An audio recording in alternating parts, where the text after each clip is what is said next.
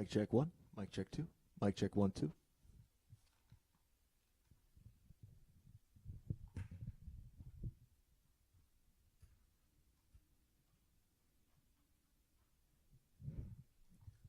Mic check one. Mic check two. Mic check 1 2.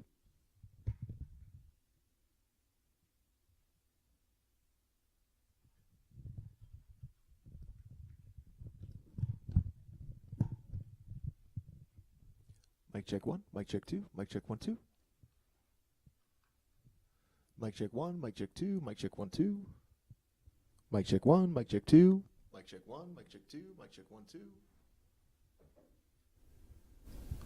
Mic check 1 2. Mic check 1 2.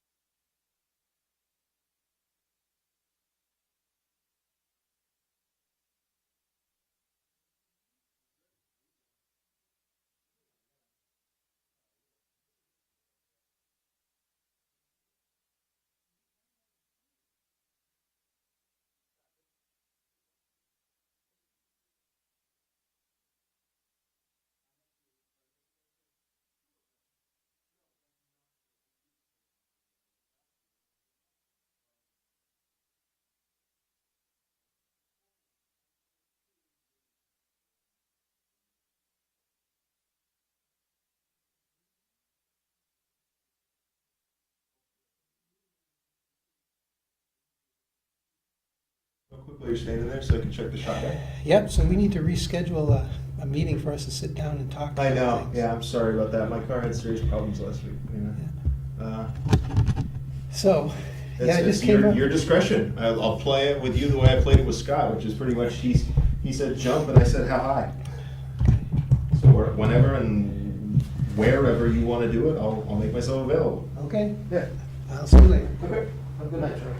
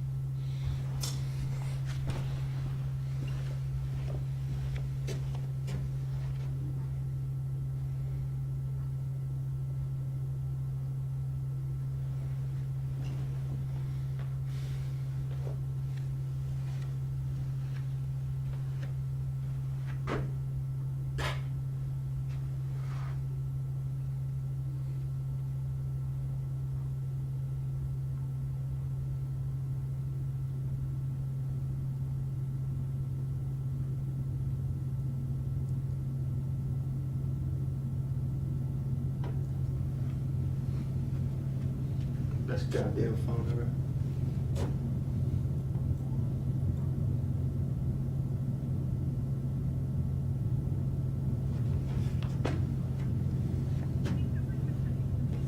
It's for pickup. Oh, shoot. Never mind. Never mind, cancel it. See you next time. Bye-bye.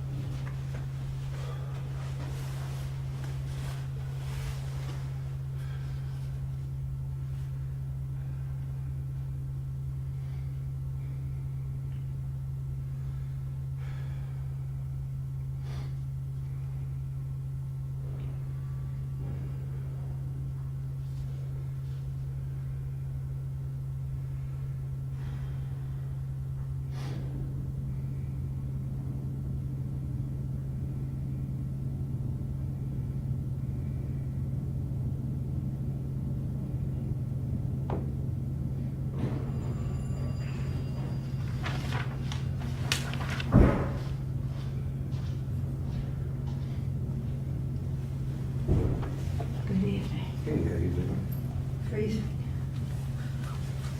Well, it's about 25 degrees warmer than it was when I woke up this morning. Well, yes, that's something. Yeah?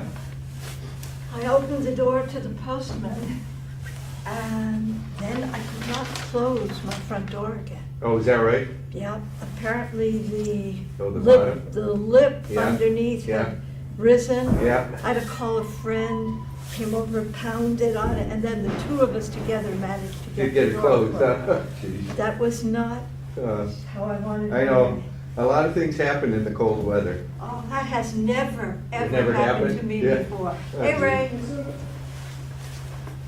No, I have never, ever had that. Oh.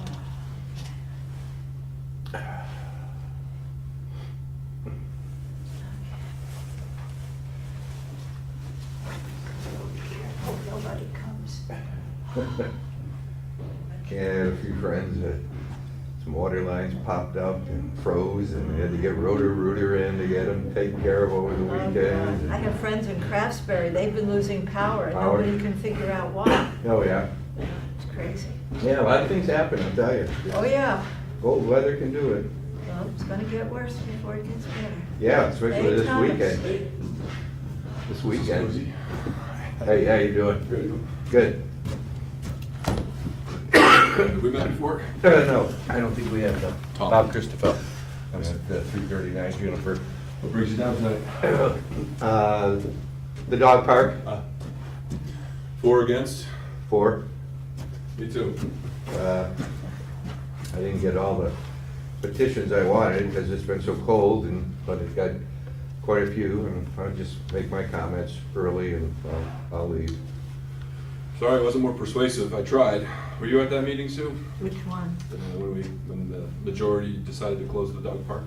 When was I ever not at a meeting? This was right before Thanksgiving, so there was no Okay. camera. Okay. Okay, yeah. So, Okay, missed 2 meetings in 37 years or something. how could I have made my case better to delay the closing until we have You another? couldn't, but, you know, this was, you know, I tend to think they did the right thing. Okay. You just can't keep making somebody miserable. Yeah, I mean, you just nobody can do that. It was, you know, it was not the place for it, and, you know, you cut your losses quickly. Good, good. Hey, Corey. Hey there. Old enough? It is more than How you cold doing? enough, Sue. Oh, you should have been at my house when I couldn't close my front door. Yeah, I'm sorry I missed that. Yes, that was very exciting. I had to call someone to come over. The frost apparently has caused the lip underneath my door to rise, and I could not close. The threshold? Yeah. Is it an adjustable threshold? No, no, this is an old house. Nothing is adjustable. Well, I don't know, but you know, if you see 3 what appear to be the top screws along the threshold, No, no. that's it's adjustable. one strictly flip. And, yeah, I had to get Kenny to come over and he pounded on it. Finally, the 2 of us, with as much force as we had, finally got it closed. Wow, what are you gonna do? Does that mean you can't get out that door? Yeah, well, it means I could get out that door, I could not close it again afterwards. How many other doors do you have? I just have the garage door, which is what I use 95% of the time, but still, it's not my favorite thought. Yeah. It's scary. I know. Hopefully, when it warms up, that will improve. That's odd, yeah. You should have shrunk it, not swelled up. Well, if the frost got in under it, it would have caused it somehow. I have no idea. Yeah. But I noticed when I went to bring the recycle out in the morning, that it was So hard to close tomorrow that work for door. you? Yeah. Little did I think it would get to be impossible. If I'm 5 minutes late, I apologize in Got a advance. torch? I'm gonna be running around town. I think I'll be there, but. Like a gas torch? Hair dry. Your dryer might work. I That might okay try spot? that, Yeah, Yeah. yeah, yeah. Okay. I got a gas I'll be going torch. from Monte Cristi, so that traffic's not really bad. I mean, if you hold it back far enough, you want to kind of, Yeah. you get them for nothing. Yeah. You went to Maine for Christmas and then again for New Year's? Just for Christmas. For a while. I was gonna go down to New Hampshire for New Year's, but Hopefully, nobody will. Well, if you don't have to bring it mess the with way it. the weather Yeah. was, it I sucked. usually go, yeah, I said. Do you have agendas at our table? Do you have an agenda at our desk? We do not. You're here. Oh, yes. You weren't allowed Yeah, you're here early. Is that back to school? Yeah. We're just coming back from New Hampshire. Yeah. Oh, Well, thank you. how are the roads? Oh, they were fine. Emily's driving down to Boston tonight. My youngest. Yeah. Monday I head to Salt Lake. Oh, well, But except we're gonna try to go to Yellowstone. It's supposed to be really cool in the winter I bet. on the way out, yeah. But it's not that cold No, there. it was- Utah was like 50 degrees. Are any of the lodges open? Do they get close to Old Boys, No, like they're Old not. Faithful lodges open? Yeah. Oh, man. Yeah, it's sort of a, Yeah. Let me hang that up for you. no, I'll just put it on the back floor door, here. That's fine. apparently, the frost or ice or something. Tom doesn't stomp on it. Something. Okay. A friend, your cousin came over and then- So we had a little scheduling snafu. And then the two of us with all the This is stuff more- we had, and put it to work. That It was is, scary. and That given was the number very, of people Yeah, that it show is. up, Scary. generally speaking. Yeah, tell me about it. I'm wondering if I have more downstairs. Until summer. At least get out of We're gonna these. talk a little bit about library, new and transitional tonight. Oh, okay, good. Would you be willing to be the author of Yeah. the upcoming schedule for the library, hearings, public hearings, Oh, sure, yeah. and the commitment to public engagement and all that sort of thing. Uh-huh, yeah. I've got a schedule of some of the things here for you tonight. Okay. Thank you. So does this change, this makes it a little bit lower, right? Than when we were, I can't remember. No, it's the same thing, is this what Todd gave us? yeah. 94.5? That's the official. Exciting. Right there.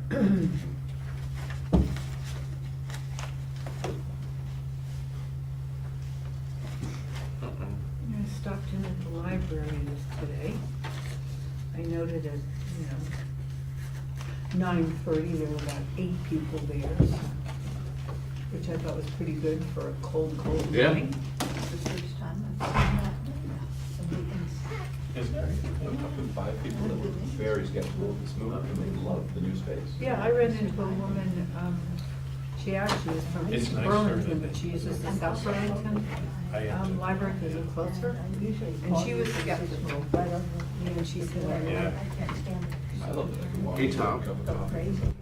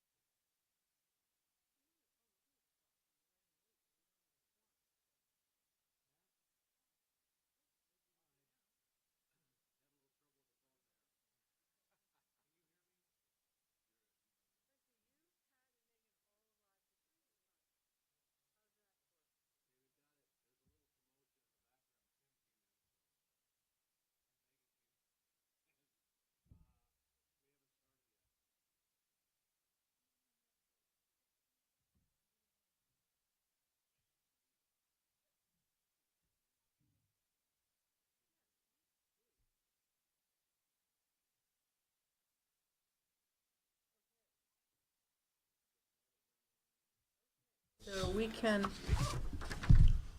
Tim, are you gonna? Silencing my phone. Okay. Pat, are you there? No, I'm here. I've got even headphones on, and I can hear you, but Helen was just talking and it's all muffled. I will You wanna speak try- up. You want to try it on another number, or we'll just all speak up? No, this is my best phone, and I used the headphones because that made it quite clear earlier on your phone, but whatever this is, we'll see how it goes. Okay, we hear you very well, so. And Facebook, is that still live? Could she watch on Facebook? That's good, but I'm not going to be talking, but others are. Okay. It's YouTube. Could you watch on YouTube, Pat? I can't hear what you just said. Megan asks if you can watch on YouTube. So our broadcast is broadcast live on YouTube. Okay, maybe if I had had directions for that earlier, it might have helped. CCTV Vermont. I'm not sure how I access. Anything like that, and they can pop right up, it'll say live. CCTV Vermont, and it'll pop up live. That's right, Kevin, that's our channel, and then specifically He- this is the one. I go to what, 28 TV Vermont? South Burlington City Council. But if you go to, does she have to go to YouTube first? Sure, most Yes. people have it on their phones as either an app or a browser. Okay. We recommend the app. Do you have a computer nearby, Pat? No, I've got my iPad. Launch the YouTube app, and that'll be CCTV Vermont as the channel, and it'll be one of the events right on the top of the page. Try to get to YouTube from your browser. Or the YouTube app. As well. Yeah. It's loaded I don't on think there. she has. All right. I got the YouTube well, I had it, just left, but YouTube homepage. Okay, YouTube, and then go CCTV Vermont. Okay. Give me that one. Oh, wait a minute. Just a minute. Oh. No, it's giving me a U-turn, right? I'll just start the meeting. Okay. All right, so I'd like to call to order the South Burlington City Council meeting of Tuesday, January 2nd. We'll first start by saluting the flag. And Tom, you want to start us, please? Pledge allegiance to the flag of the United States of America and to the republic To the Republic which stands one nation under God, indivisible, with liberty and liberty justice and for all. justice for all. And let me start by noting that Pat Nowak is joining this meeting by phone tonight. And I want to also wish everyone a happy new year, happy and healthy. This council is all looking forward to a happy and healthier 2018. Our second item is instructions on exiting the building in case of emergency. So we need to listen because we're upstairs today. Yes, if there is an emergency here in this room, proceed out the door, back down the steps and out the front door and gather out in the parking lot to the south. If that way is blocked, Tom will open the door into the staff room and we'll go out, follow him out the back door, and again, around the back of the building and into the parking lot. I will be responsible for making sure the building's second floor is cleared. Thank you.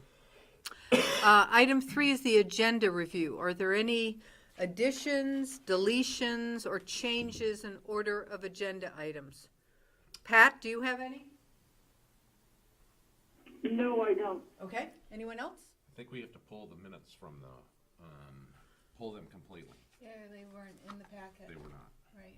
Okay, so we will pull the minutes of December 18th, and we'll attend to them at the next meeting. Alrighty, other than that, everything stays and there's no change in order. The fourth item is comments and questions from the public not related to the agenda. Is there anyone in the audience who would like to speak? We have 2 people.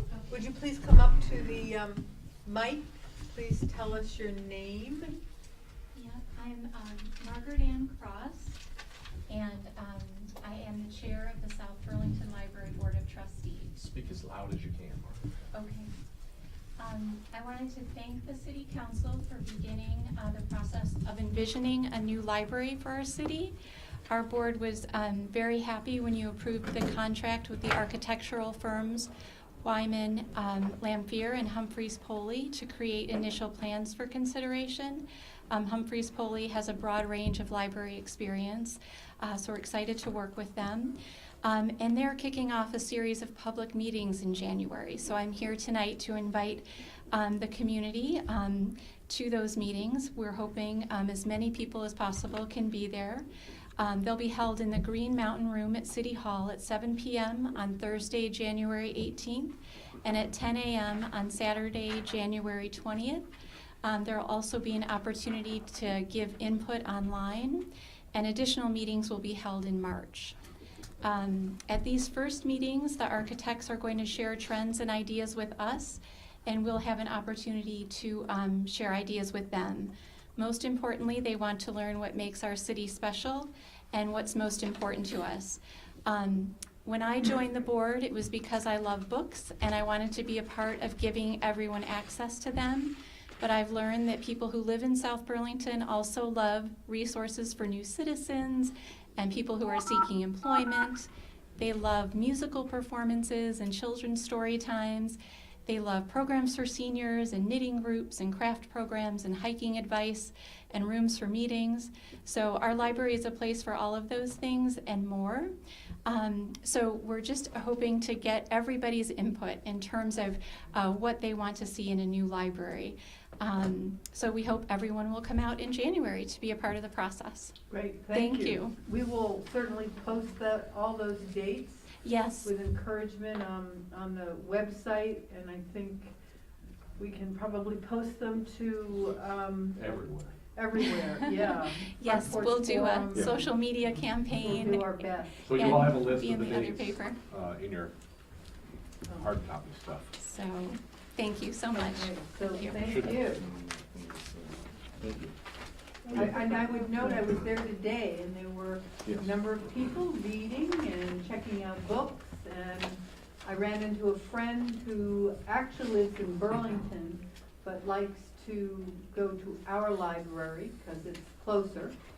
And she had shared that she was a little worried about actually going to the mall, to the library, but has decided that the space is really beautiful and it works out very, very well.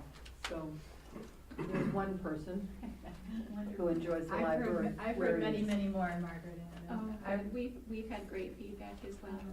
Thank you. Yeah. Yeah. And many more patrons too. Yes. Many more library cards. So it's really good news. Great, thank you. Yes, sir.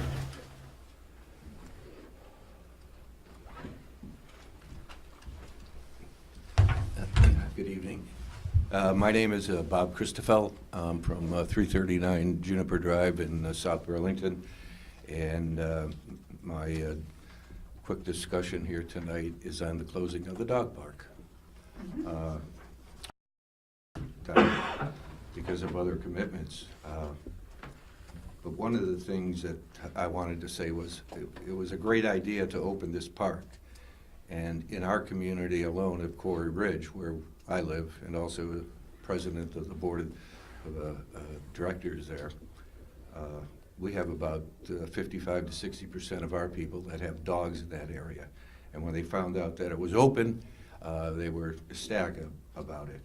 I also did some checking too, that J.C. Park opened in the mid to late 60s, okay?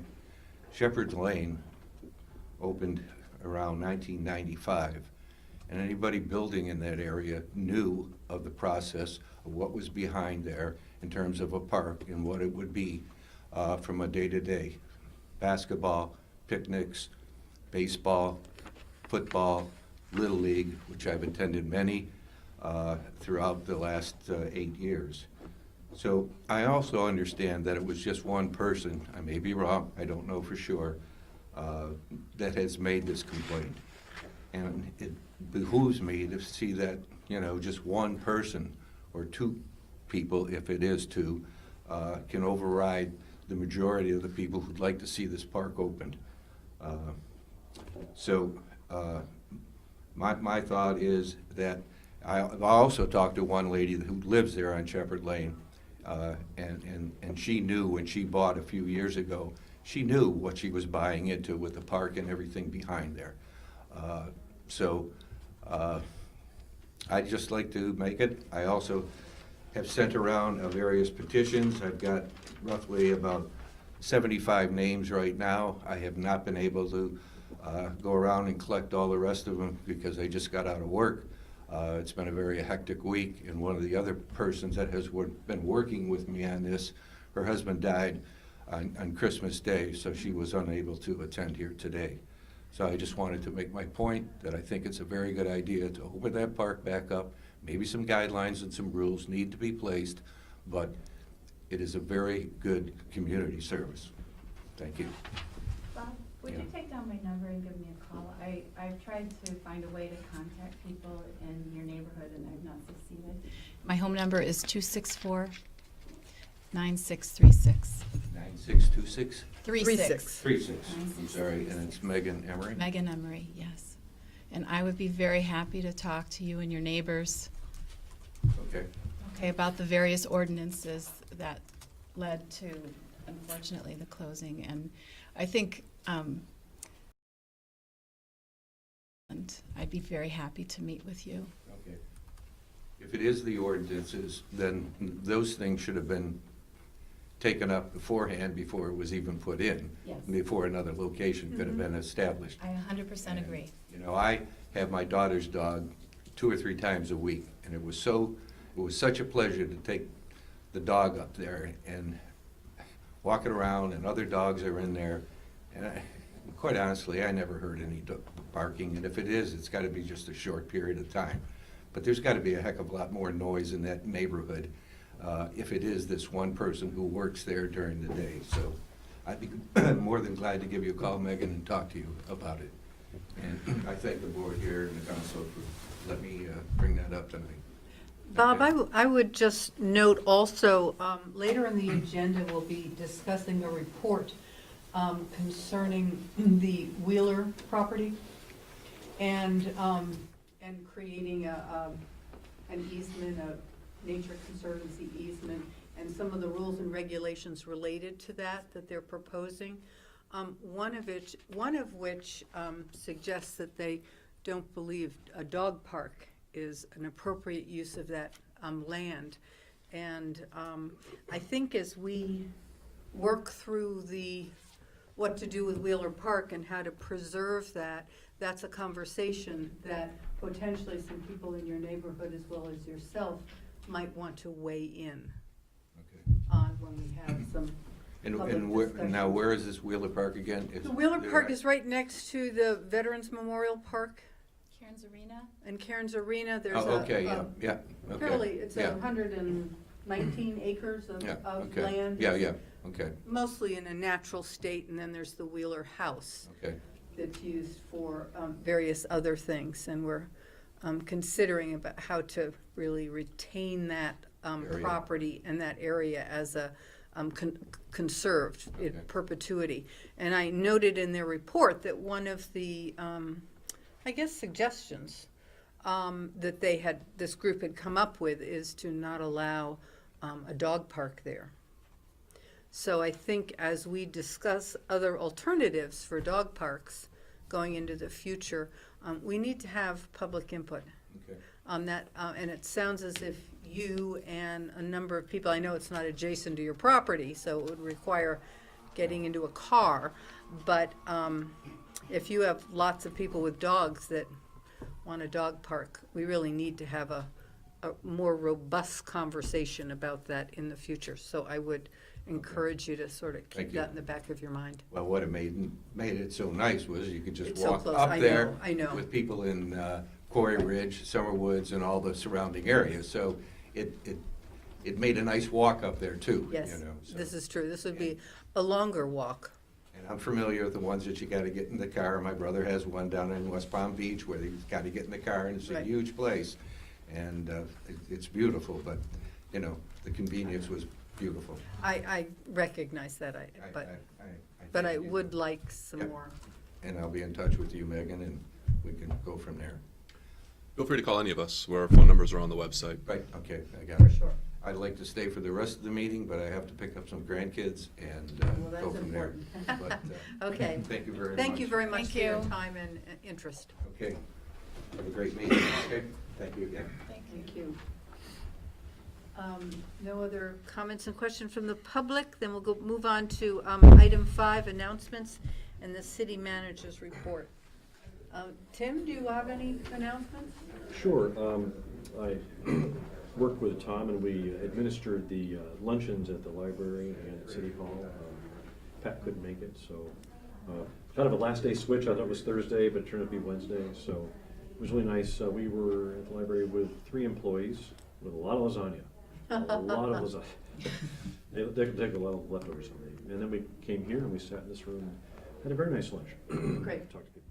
Thank you very much. I My- was my out of pleasure. town and I couldn't make either of those. Let's go. We're just waiting for the bill from somebody.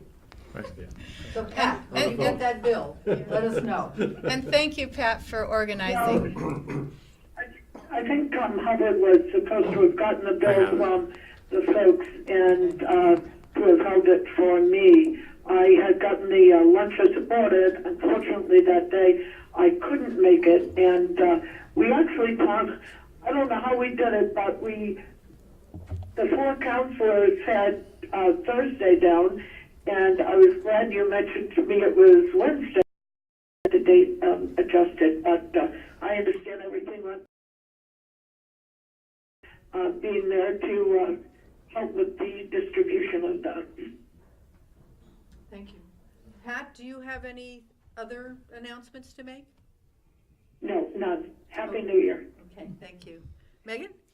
I just wanted to say that I had really, I think, a rare pleasure to have my husband home all week long, and I wanted to really extend our thanks to the emergency personnel that didn't have that time off all those holidays. And I heard several sirens. I actually picked my son up took a highway to get him on the first Friday when the snow was falling. And I was grateful to have the warnings that Doug, Chief Brent, had sent out, and know to be careful and be glad I had snow tires. But many, many cars were in the ditch and many emergency personnel were on the highway. And so I just want to extend, I think, all of our thanks to them. For sure. Thank you. Nothing to report, but I would echo that same gratitude. Right, and I don't have anything to echo, except again, I noted that in my article for the other paper, and it's really important for all of us to acknowledge and appreciate the police force and firefighters and emergency personnel and people who work in the hospital who serve, in spite of it being a holiday. Right? And let's knock on wood for the water mains. Yes. And I also thought that your comment to keep a watch on neighbors, especially with this cold snap that we've been having, I thought that was a really nice comment too. Yep. I have many in my neighborhood. Okay. All right, I don't have anything to report. Just a couple things. First of all, on behalf of all of our staff here at City Hall and the library, thank you all. Pat, thank you for leading this effort. Council members, thank you for supporting it. I don't know of another community, certainly where I have contacts with managers and all that, where the council or select board does this sort of thing for their city team. So it is recognized by our staff. It's appreciated by our staff. The food was good. It was good. We really, truly do thank you for that. It's a wonderful gesture, and I know it comes with all appropriate appreciation, so thank you. Margaret Ann was in talking about the library public hearing and stakeholders meetings and so on. You have a copy of part of those meetings. There are actually more than that that will be planned out. We'll have a master list at the next meeting of the council. Alana, assuming Helen approves, Alana will be in to brief you all on where we stand in the process as it relates to Library, City Hall, the new one, with the contractors, with engaging the public and so on. So she'll be here to answer any questions you have about the schedule going forward. We want to engage the council early and often on this and keep you up to speed on what the process is. We have a legislative lunch, or a lunch scheduled for our legislative delegation for the 8th, next Monday, or excuse me, next Tuesday. Well, then the 9th. Yeah, the 8th is Monday. Oh, it is Monday. Yeah, because they'll be It back is, in because they're Montpelier back in Tuesday. session. So it is the 8th, although, yeah, it's Monday, at 12 p.m. Here at City Hall. I know that our House delegation has all been contacted. I think David is reaching out to the Senate delegation, so this will be our opportunity to talk to them about legislative issues as they go into the second year of the biennium. As you know, you have a budget meeting, 6:30 Thursday, downstairs in the main conference room. All managers are lined up and will be in to give their presentations and take questions. And then lastly, the mental health community outreach program continues to garner a lot of interest from the media and from the public. Howard Mental Health has received almost 20 applications for the 4 positions they're seeking to fill, and they have begun interviews. And so we're moving on to the next phases, which will include a grant application that I'm working on to UVM Medical Center. And then engaging in some of the interviews will be managers, police chiefs, ambulance chiefs in those interviews. And Howard is also working on an MOU that really lays out how the program's going to work on a detailed basis. So we had set an ambitious goal of trying to have people on board by the end of this month, and I think we may meet that goal. I'm very pleased with the response. I think it's not being a mental health professional myself, I can only imagine that would be an exciting opportunity for somebody to be right out in the field with police and ambulance, supporting those activities together. So I think we're going to have some great candidates. Well, that's great, because there Yeah. certainly isn't any overabundance of mental health workers. But to generate that kind of interest is very encouraging. Yeah. So that's that's all I great. got. Okay. Oh, and I forgot to mention, before the holidays, Kevin and I did meet with our legislators to discuss a legislative bill around governance and some alternative things, and we're moving forward with that, and they are soliciting support from other area legislators. What kind of? Well, one was the regionalization, Okay. the study. I mean, these are just what we have as a council have encouraged, the regionalization study to look at that. And the other one is Which regionalization of the? of the airport. Oh, okay. Yeah, I'm sorry.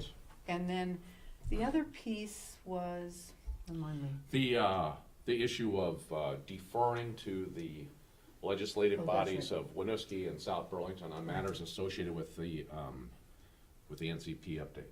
Right. Okay. And that is a little trickier because that requires charter changes. But those are the 2 areas that we had talked about. There was a third one that really would lay out what regionalization would look at, and we opted to sort of hold back on that and not define it, but rather have the legislature, if they're interested in pursuing that, do the defining. So that seems to have at least some legs to stand on from this community, and I'm assuming Winooski, their mayor was very positive and said he would encourage his 2 legislators to sign on. So that's kind of moving forward, and will be introduced early, I believe. Okay. Item 6, the consent agenda. Without the minutes. Without the minutes, so I would entertain a motion to approve the consent agenda that includes sign disbursement, approval of the Chittenden County Regional Planning Commission Unified Planning Work Program Project requests, consent to administrative amendment to Act 250 Land Use Permit 4C0503 pertaining to City Center, and fourthly, the land exchange agreement with Barrett Park LLC and the City Center Park Dumont parcel. So moved. You hear a second? I will second it, but I just wanted to ask one or two questions. Discussion, okay. A little bit of discussion about that CCRPC Unified Work Plan. Okay. About some of the elements of that. Real short, I can wait till later, or we can do it now. Paul is not here. Right. I can call him. Well, no, I Have mean, him maybe you come could over. it's just a question, can you take it to him tomorrow, and, Yeah. you know, I mean, it's a very Get you an answer. simple thing, okay. Do Well, want you me- want to ask the question? Well, You the- can- yeah, so the Oh. question was, Maida Townsend approached me, I think, at the SBBA meeting at the National Guard building about the lack of pedestrian, flashing crosswalks on Heinsberg Road, between Prouty Parkway and St. John Vianney. Now, St. John Vianney has a crosswalk, but they don't have flashers. So it's really hard, there's only a sidewalk on the left side if you're going north, right, what's approximately north, so, is it north? Yeah. I'm gonna So I- confirm this, but I don't think that rises to the level of the UWP. It doesn't, okay. Well, so I It just, doesn't mean it can't be done. right, I just wanted to put that out there, that, because there were objections to it, because there's no landing spot for somebody who crosses from the sidewalk side over to the other side, because there's, unless it was at an intersection with a street and they had some, I don't know. But there are definitely places we need crosswalks. And we need to do something in order to be able to place them with or without a sidewalk on the other side, to get people across, whether they're bikes or people, So, anyway, second. Okay. You know what, if I may, Yes, you may. Justin is gonna be in tonight. Okay, He's got a half hour on your schedule, might be a good question for him. okay. Yeah, we extended that time because I knew people would have questions. Okay, so raise it then, that would be Okay, good. yep. Okay. Any further discussion? Okay, all in favor of approval of the consent agenda? Say aye. Aye. Aye. Okay, Aye. thank you. We'll move on to, that's approved. Item 7, councilors' reports from committee assignments. Pat, were you attending any airport commission meetings? No, I haven't had any meetings Okay. since our last time we met. But I Okay, do have you on YouTube, and I can tell you it's off by about a minute. So I'm keeping the sound on YouTube down, and watching you and listening to you on the speakers. okay. Better, yeah, can you read our lips? No, but I'm watching for hand signals. So. Okay. All right, are there any other, Channel 17 didn't have a meeting? We had a party, but not a meeting. Okay. Item 8 then, public, are we early? We're early. We're early, so let's move on then to item, You might be able to do your work plan. okay, let's move to item 11, review of the council work plan. Did you hear that, Pat? Item 11, work plan? We have 15 minutes. I did. Come The back to problem it if is we don't. that I can't view that at the same time I'm viewing your YouTube. So, but I did look it over. Okay. So, Kevin, So here's an updated version of your 2017-2018 work plan. Please make reference to the codes along the left column. You'll see that many of the items have been completed, although I point out that most of that around budget and all is pretty well laid out in a schedule. We have some areas that are ongoing, like the monthly financial department reports, the narratives and so on. There are areas that have been deferred, most notably on the, for the, some city center projects and some of the new ordinances. Andrew is bringing you a series of updates to existing ordinances, and when those are reasonably complete, we hope to hop on to the new proposed ordinances and bring that up to speed. So beyond that, I'd take any questions. Are there any questions? Pat, did you have any? No, I don't, Helen. Okay. Anyone else? Megan? Here on the paper. I guess on the last page, the more meetings outside of City Hall, I have, this is just a comment and then I have a question. The comment is I believe our charter states in the schools, and I know that we've had acoustical challenges at Chamberlain. I just wanted to make note of that, and I think that charter encourages yes, okay. Doesn't rather than mandate. require. Requires, okay. That being said, Tom and I have talked a lot about this. It seems like virtually every time we go someplace, there's some audio visual problem. Yeah. But it's your meeting and we'll do what you want. Well, I don't think that we should have meetings in places where the public cannot hear. So I just thought I was curious about that. The other thing, let me get to the city center. It was my recommendation. It's on the third page. Other council priorities for city center, so it's line 82. Yep.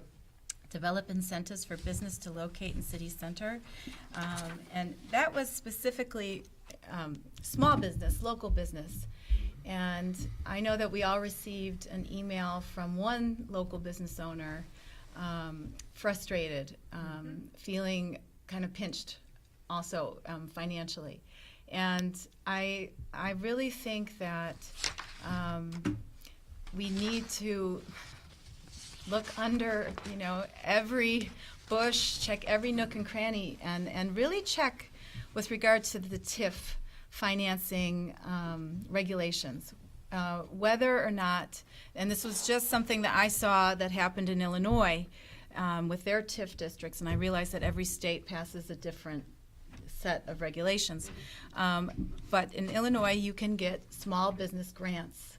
You can use TIF funding to offer small business grants. That's just one tool. We have on Market Street created development regulations requiring that the first floor be commercial.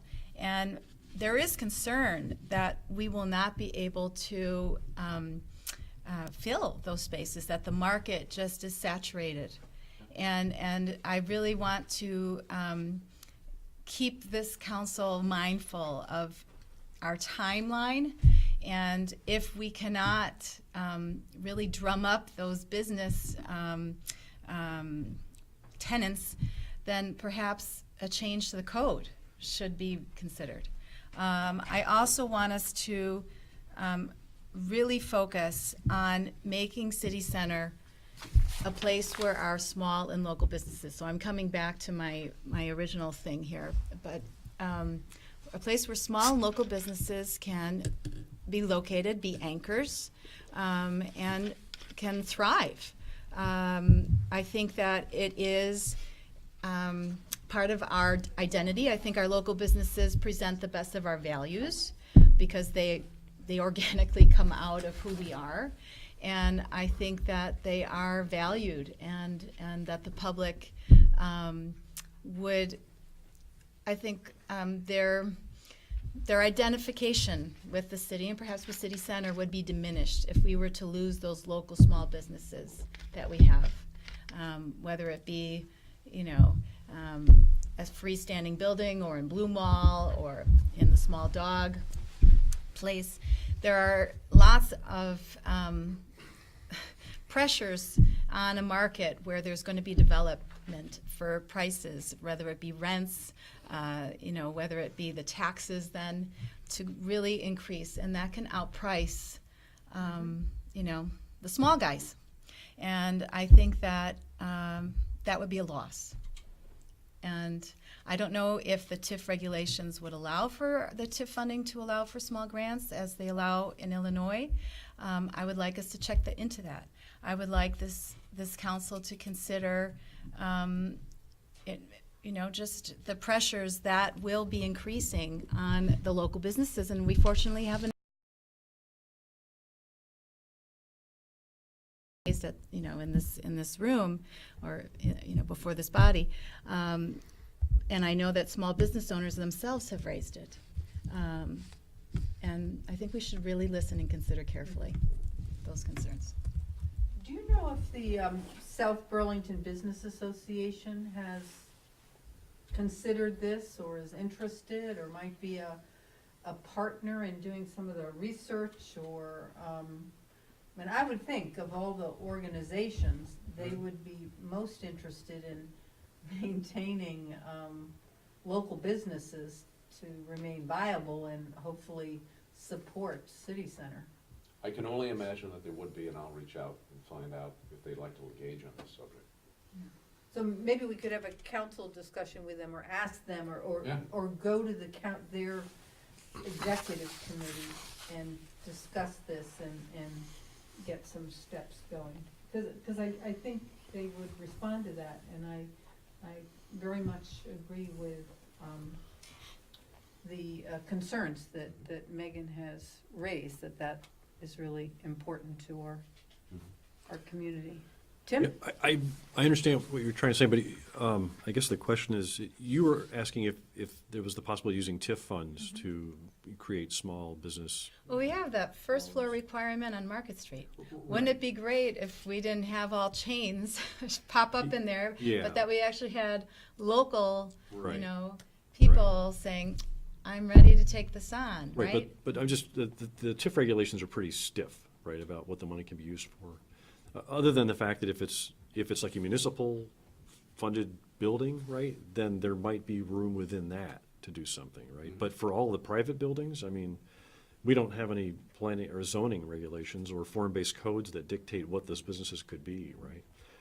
No. My fear is that the rents in the new construction would be higher than they would be in the older construction. That's right. If you go down Pine Street, like classically Pine Street a long time ago was just a kind of a dingy part of town, right? Until the artists took over all the lofts down on Howard Street, right? And now the place is just blown up, right? Because it's been recycled, which is one of the nice things about it. And now people there are complaining about they feel threatened that their rents might be going high. So there's a market force that's at play here, and the question is sometimes how can you try and make the playing field a little bit more level for the newcomers that don't have the financial clout that, let's say, and not saying that Starbucks, but a company like Starbucks would have, or another major franchise, I mean, and I understand that, if we're going to create a couple of floors, maybe the first floor only of retail all the way down Market Street, right? Market for retail. Yeah, I mean,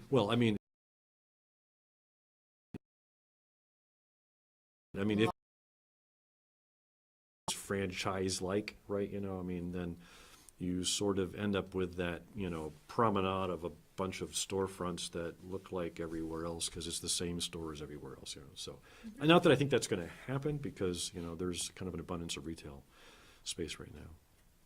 So the question is, how do you, so that we don't have any, so my feeling is there's an abundance of commercial space, maybe not in the best location. The question is, what type of businesses are you talking about? Are they businesses or are they retail type businesses? If they're not retail, is there enough generator maker type space, not those exactly things, right, in South Burlington that sort of could compete with other areas that yet give somebody a solid footing, at least financially, for at least a year or something like that. So. And I will reiterate Beth Pierce's invitation to come here. She'll bring the coffee and the donuts to sit down with us and to really show us the state's toolbox. And so maybe they could do that with SBBA present, right? Who? Beth Pierce, the treasurer. Did you say donuts? She did. She did. Donuts. You're there. Well, Well, that's where I think the combination of thinking and even just identifying what the needs of the South Burlington Business Association members or future members as they expand and contract would be a helpful conversation to get us to. I'll reach out to him, see if we can get him in. And we are going to see a large recycling of retail environments in this city over the next 15 years, like you've never seen before, I'll bet. I mean, you just walk down Bank Street now, they've pretty much hollowed out the entire Burlington Town Center. It's gone. It's a bunch of scrap metal getting ready to be taken somewhere and recycled, so.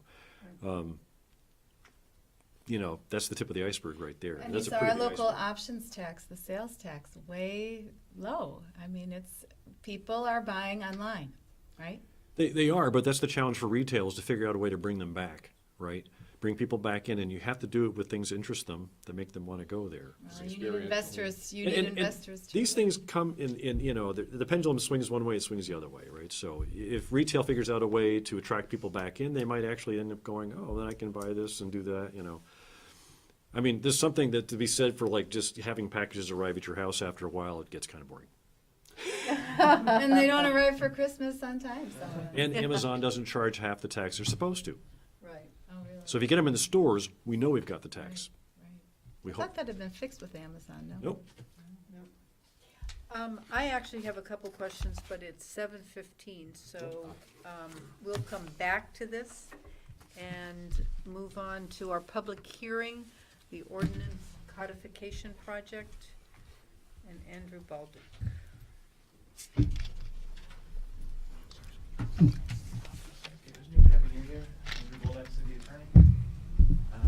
Included in your packets, kind of this is the second reading now of our, I guess the second batch this end of the year, and there are three that are related to special assessments, and one that's a proposed amendment to our smoking in places of public access. And I provided some kind of motions and a bit of a script for the process for a second reading here.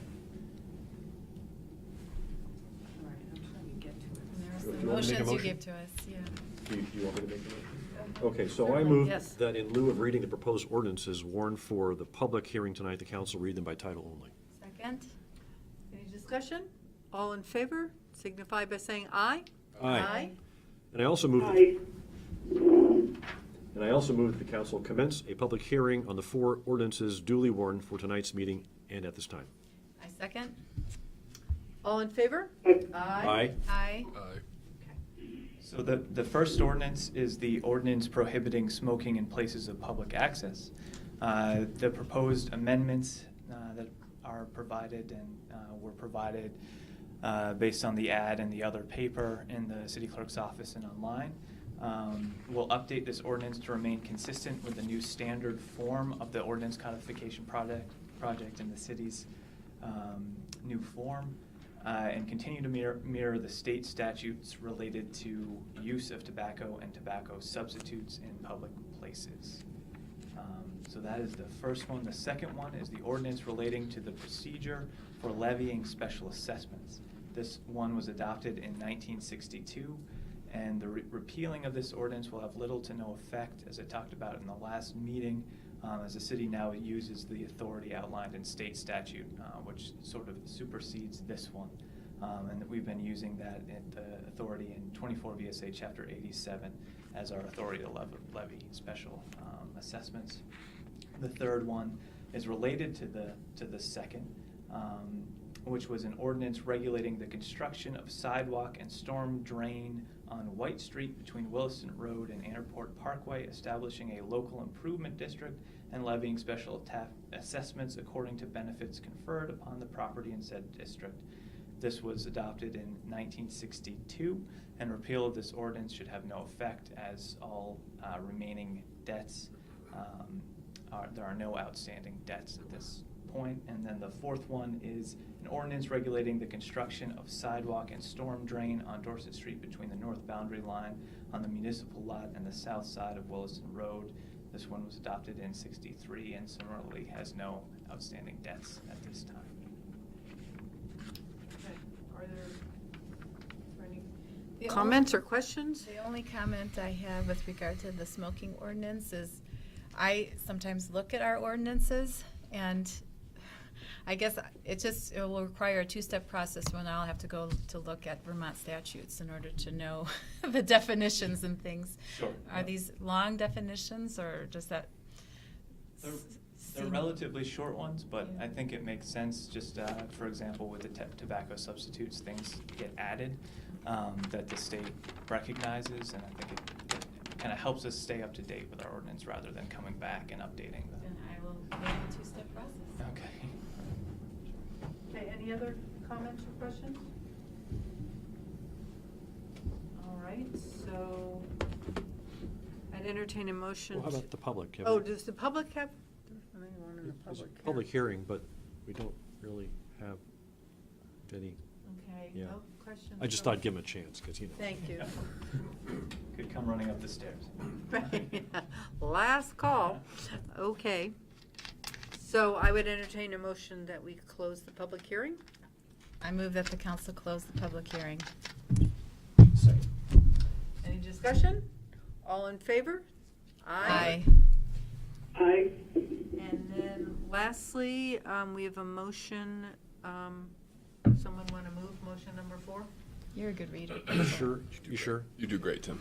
I move that the council repeal the ordinance relating to procedure for levying special assessments, ordinance regulating the construction of sidewalk and storm drain on White Street between Williston Road and Airport Parkway, establishing a local improvement district and levying special assessments according to benefits conferred upon the property in the said district, and ordinance regulating the construction of sidewalk and storm drain on Dorset Street between north boundary line of the municipal lot and south side of Williston Road, and amend the ordinance prohibiting smoking in places of public access effective upon this date. Second. So we have a motion, it's been moved and seconded. Any further discussion? All in favor signify by saying aye. Aye. Aye. All right, so. Thank you very much. We have amended our ordinances. So moving back to our agenda, do you want to complete the review of the council work plan? I just have a quick question, and then we'll finish that. Is that all right with everyone?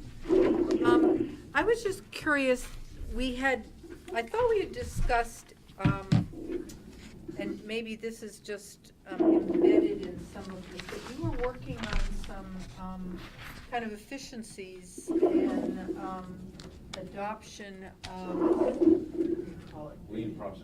The lean process, and kind of related to that, I'm curious about, we had also embraced a desire that we can really continue to move forward on energy efficiencies that are more, perhaps more focused on who's making sure they turn off the lights. Not are we putting in a new solar array or buying light bulbs that are more efficient, but sort of those harder things to grab onto that reduce energy consumption, you know, turning off computers and printers and those kinds of things. And I just am curious where we are with both the lean process, which I think lends itself to embedding in the workflow how you can become more energy efficient as a unit and a city government, as well as, you know, or other stuff. Well, we decided early on that the first subject area that we would tackle would be payroll and benefits, and we're deep into that right now. Okay. And so some of that has been bringing more personnel to the table and splitting up job descriptions a little bit. Coralie is on point with all of that. Okay. And it turned out to be a much bigger project than we'd anticipated. We've had the payroll company send a technical advisor up here for a day-long meeting with us in the hopes that we could try to simplify our payroll system, which is enormously complex. We're still focused on that right now. And it's been It's really been a 6-month ongoing project and involves the department heads. Tom has taken a lead role in it, and Corley, and 4 other members of our staff. So we are moving forward on that, and I think that that's gonna pay big dividends. It's just not reflected in the work plan, is it? Well, it is. I mean, Is there this- is a where- line item. where is it? Under miscellaneous, liens, yeah. other council It's on the- miscellaneous towards the back. priorities. I should have put an OG there. Line item Oh, 147. okay, I didn't get all the way down there, okay. As for the energy efficiency, you know, we did do the electrical upgrades at Dorset Park, but Right. Justin's still working with Commons Energy on the continuation of their engagement with us to improve the efficiency in city buildings. Maybe you can I talk can give an about update when I get the mic. Okay, all right, I just want to keep that Yeah, in everyone's mind, because it's important to Well, what- me, it's important, I think, to the Energy Committee, and I think it could pay real dividends to the city to reduce our electrical use. I think All Justin's costs gonna money. talk about some of the investments we're making in buildings and infrastructure. You're perhaps talking about a cultural I am, change. yeah, it is, it's much more I didn't embedded capture in, you know, just the processes within your various offices. Which I think really has some substance to it in terms of efficiencies. We should develop a course at the middle school and high school. Teenagers are. I have one thing on the work plan that could segue into the Justin's lights comments. So on the 4th page, or line row 129, consolidated collection of trash. I've had email exchange with Rob Green of Burlington Department of Public Works just to get an idea of how they're handling things. And I've also been, I've met with Sarah Reeves about 2 times, as well as Paul Stabler. I don't see any reason to push this year, this coming legislative term. I have every reason to believe, from Sarah's very informed perspective, that they're going to be making some tweaks to 148. And so she said it'd be best to have these conversations as different municipalities in the area interested in learning more about this summer after 148 shakes out a little this term. So for whatever that's worth, that item could be pushed off, but maybe if Justin has some thoughts on that. I know he expressed interest on consolidated trash collection in previous meetings. Okay, great. Any other questions or thoughts? Is Coralie, she's got a lot of job duties. She does. Yeah. And, I mean, I see her name a lot here. Yep. And Andrew's too. And I just wanted to check in and, you know, the website and Everett has been expanded yeah, since she came. yeah. And more broadly, public engagement, but also the lane process and sustainability issues. Right, and these aren't just small little things, these are major projects. And, And I'm, human resources. right, and human resources she's able to, is this a job for one person? Well, I think she'd be the first person to say she's not doing any of this by herself. Okay. But she is coordinating a team approach to these, and reporting to Tom on a almost hourly basis. But I think Good it's thing your offices are closed. I think it's a good caution that we have to be mindful that we don't push too much off on her, because she does have a broad spectrum of responsibility. So it's a good caution. I think on the plus side, though, it also, I'm sure, makes her job more interesting to her, and she is acquiring some additional skills, which is kind of job growth and promotion, which is, I think, important in a workplace. She has great capability, I would say, too. But it is a good But caution. I agree. And then, I guess my final question, are you, as the chief administrator, finding this a helpful process? Yeah, I am. Okay. I look It's at not- it before your meetings, Okay, to see what, you know, the schedule moves around a little bit, but it kind of keeps us on task. You know, there's some things that you just can't anticipate. The whole mental health initiative that was launched came after, you know, we were well into the work plan, so sometimes you just adapt to that. Okay. Good. Pat, do you have any questions, or did I already ask you? No, I'm fine. Okay. All right, so if there's no more discussion there, we'll move back to item 9, a presentation on various public work issues by our Department Director, Justin Rabideau. Welcome. Good evening, Justin Rabideau, Director of Public Works. Apologize for missing the last council meeting at the last minute for the same reason. I think there's a bunch of things you guys want to talk about, but I'll just maybe continue and or finish up on some of the points that were just raised. Certainly from an asset management perspective, the notion of a single hauler in any one geographic region for trash and recycling is exciting to someone like me. The less trucks going down the road, the longer the road lasts. It's pretty simple. But as I'm a former board member on the Solid Waste District, and I was on the board the last time they waded deep into these waters, and it's very involved discussion. Public sector moving in, taking over private business, or rearranging the way that private business and the free market runs. The boogeyman is always raised about the specter of what about the little guy, and it's always the big guys that raise that, but on the other side of the mouth, they're just waiting to buy the little guy out the minute the little guy is ready to sell. So they're a little disingenuous on some of the issues they raise, kind of, and which I think we might, downstairs, for example, some of the same things might happen in DRV when people aren't really saying what they need. But really the fear is about government's involvement in the private sector. It's worked elsewhere. There's no reason it can't work here. In past, the board, the Solid Waste District Board of Commissioners has recommended implementation or further studying steps. But that was also a time in the board's and the district's history where they were dealing with bigger litigation issues relative to the proposed landfill in Williston. And they were going at it with both Williston and the landowner, Heinsberg Sand and Gravel or Richmond Sand and Gravel? Heinsberg Sand and Gravel. So they just, they could only take on so many big fights at once.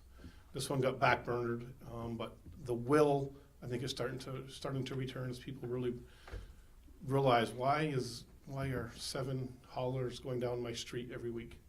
So to me, it's pretty straightforward. And certainly from a technical perspective, we would certainly endorse it. There's issues, certainly well outside of our control and our specific areas of concern. But in general, we're very supportive of it. We had talked about energy efficiency and some of the projects, some of the things you had mentioned, Helen, behavioral. I think what the industry is finding out is we all aren't really that great about that stuff. So stuff turns off automatically now. Printers, it's always maddening when I go and I'm like the guy yelling at the microwave, cook faster. When I hit print and the printer has to wake up because it turns itself asleep after every 10 minutes. You look around City Hall, there's motion detectors everywhere. Right. So most of that stuff's slowly, because from a policy perspective, it never really worked. It's really tough to police individuals' behaviors. Even the most well-intentioned folks forget to turn their lights off and leave their computers on and printers. But the way Al Reed, our director of IT, the way that he's brought the stuff on, it's really helping us out in doing that for itself. Paul Connor, myself, and Tom Hubbard met with a member of the Energy Committee before Don Cummings, but before the holidays, to talk about what we could be doing with our next round of efficiency upgrades. We've done a lot. We've done really, really big, like solar, Airport Parkway wastewater expansion. We've also done really small, like lights and that type of stuff. There's a lot of projects kind of in the middle that we think and of course we still have a budget cycle and voter approval process to go through, so we're not working on any of this actively, but these are the thoughts we have in place. There's a lot of opportunities to perhaps leverage the money coming to us through both existing line items and perhaps some of the landfill solar rebate monies that the city receive to take some portions of those monies and tackle larger projects kind of at once. About 80% of the city streetlights are leased through Green Mountain Power. The remaining 20 we own. 20% of our streetlights is still a lot of electricity. And so a nice project would be to convert all those to LED. For the most part, the GMP-owned fixtures have been switched. There's a tariff in place with the Public Utilities Commission they now charge a lower rent rate basically to folks like us that rent or lease lights. We have some really good ideas in mind of projects we can tackle, again, just after I think after the first Tuesday in March, we're really be ready to talk a lot more specifics. Great. But it's certainly, it's how we see the next evolution of these projects going forward. We're kind of, not that we're done with doing light bulbs, but we're ready to take on bigger things, more bang for the buck. Just a real quick example, this intersection, the signalized intersection just behind us at Dorset and Kennedy, sometime in the last year, we switched those from incandescent bulbs to LEDs. It uses like 8% of the energy. And we were paying like $600 a month. We're paying, I don't know, like 45 or 50 bucks a month now in electricity. Obviously, it's a busy intersection. There's 40-something signal heads with all the bulbs. But it's a good example of that was just 40-something lights, and we're saving $100 a month. We own hundreds of street lights still. So there's a lot of money on the table, but it does require that initial investment. And those are the types of projects we're interested in tackling. Talk about the Limekiln Bridge example, if you would, Justin, because that has a defined payback. Yes, so we partnered with the town of Colchester. We both owned to the middle of the bridge, and a local distributor who had access to a rebate for LED lights. And I'm going to admit I'm probably getting my ROIs confused on all these various efficiency projects. Like for example, we just swapped out the lights in our maintenance bay. It's like it was an 11-month return on that investment, which is less than a year, spectacular. But over on Limekiln Bridge, I think it was something like a 2-year return on investment in terms of reduced energy costs just by switching. So we do a lot of this stuff, a lot of those what I would call kind of smaller, $4,000 to $12,000 projects, probably not letting you know about every little one of them, but there's a lot of those going on in the background in addition to some bigger efforts. Great.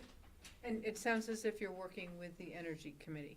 Yeah, they have offered to play a pretty active role in just helping move some of this forward. Well, that's great. Yeah. Well, I'm certainly interested in continuing to hear about how we reinvest the payments we get from the solar array, and how we can, turn that into additional savings. And I don't know how hard it is. I mean, I would think the public would be interested as well, to aggregate those annual savings in a way that shows that we're really making incremental, even if they're small. But just to learn that we're saving $100 a month on one intersection is wonderful to hear. In a recent magazine article, Coralie I did provide her information. I know she had a nice little one-page with graphics on a handful of projects, but I think you're right. A real good look back at maybe the last 5 years. Yeah, of those efforts really would matter, because it truly is, it's spending money to save money, and it just frees up more money to spend more money to save more money until you solve every last problem in this regard. Right. Is there a spreadsheet that breaks out every meter that the city has, devices on and its monthly usage and We whether? get access to our account from Green Mountain Power. We don't actively kind of maintain and dashboard it, if you will, on the back end, but yes, we can get that information. So like, there's a meter for every intersection probably, right? Yes. Okay. And you know whether intersections are LED'd or not, or? We have a master, we have another spreadsheet in which we're tackling that. But I know, for example, the Energy Committee has dove into the city's utility bills, and it's a lot of data, but it's really easy to get access to, whether it's GMP or Vermont Gas, to get access to that data. Yeah. That's the first thing, is to find the data. And I know the efficiency committee, or the energy committee is really good at that, so. Yeah, they are. Right. Yeah. Well, and I think creating a dashboard for the public would be really helpful, especially around budget time. The LEDometer. The LEDometer, right. Tom? Not to change the subject, fun from LEDs. That's okay, yeah. But Can you answer me a question? I heard from, I forget who it was, but somebody said that if we started subcontracting bulk buying of line striping, we could actually save money. Are we subcontracting out any of our line striping in the city? Or are we doing? Can you clarify or rephrase? So to freshen up the streets, the fog lines and the lights for pedestrian safety, are we currently doing all that ourselves? Or, okay, so we do subcontract it out. Is it cheaper when we subcontract it out than when we do it ourselves? No, because when we do it ourselves, we have, the only expense we're practically incurring from a ledger perspective is the purchasing of the materials. The labor is a sunken cost. If I'm paying you to do it, I'm paying you for your time and the materials and the markup on the materials and the profit. So it's certainly much cheaper to do that stuff in-house. That's what I heard, but that's why but somebody was saying you would inform them that it would be cheaper if we started hiring more subcontractors in the springtime. I believe that could be conflation of terms, a telephone game. I've had many discussions along these lines. The general message is if we buy in bulk, we're going to get a much better per linear foot price from a contracting standpoint, which stands to reason. Sure. And then the Bike and Ped Committee has been asking for support for Bike and Ped grant writing, not necessarily an entire FTE, but a small amount of money. Could you talk about how you could see that helping in your efforts, or how could that materialize if there was more money in the budget to support the completion and organization and coordination of Bike and Ped grants? So those grants are all great. They all carry generally a 20% match. So we would need an infusion of capital. If we have the resources to do more projects and spend more money, we need the capital to spend. My understanding of the present CIP is that money is not in there today or tomorrow. So the grant writing wouldn't do anything for you if we didn't have the matching capital to actually do It would projects. it would create more shovel-ready projects, so to speak. And then if and when, and it happens, I don't know, every 12 to 24 months, our friends from Washington will come around looking for projects. So theoretically, it would prepare us well for a yet to be identified future funding opportunity. But it's been a year or two, and generally in my line of work, there's a lot of talk at the national level of a stimulus package. It's yet to be implemented. So that needs to happen first, and then they can go out and find the projects. But if it were to happen, some months later, our federal delegation's really good about getting in touch with, the bigger communities and saying, what do you have for projects? So I guess in the theoretical, it may help us if money presents itself.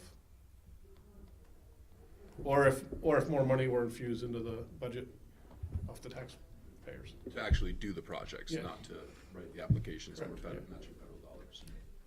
So, do I understand you then that there are some projects in the budget for Bike and Ped? Yes. And so grant writing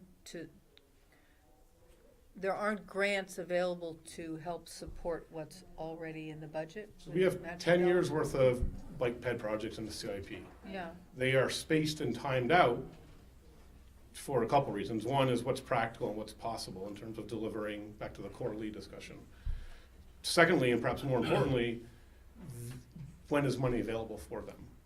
So if we suddenly had a bunch of projects that were ready to go in years 1 through 3, but the money's programmed out through year 10, and the money's not there until years 4 through, so you would create a situation in which you had a bunch of projects, but not the capital to build them. You had a bunch of project-ready projects. Because you still need that match. So we have 10 years of shovel-ready projects, are you saying? Well, I mean, we have a 10-year CIP, Right. which carries with it a project development schedule for a variety of things, including bicycle and pedestrian projects. And those are all kind of phased out through kind of design, year 1 and 2, permitting, 3, hopefully construction 4 or 5. So you approved the UPWP tonight? Yep. That has a role in this? That's generally the seed money that gets all of the stuff going. The UPWP.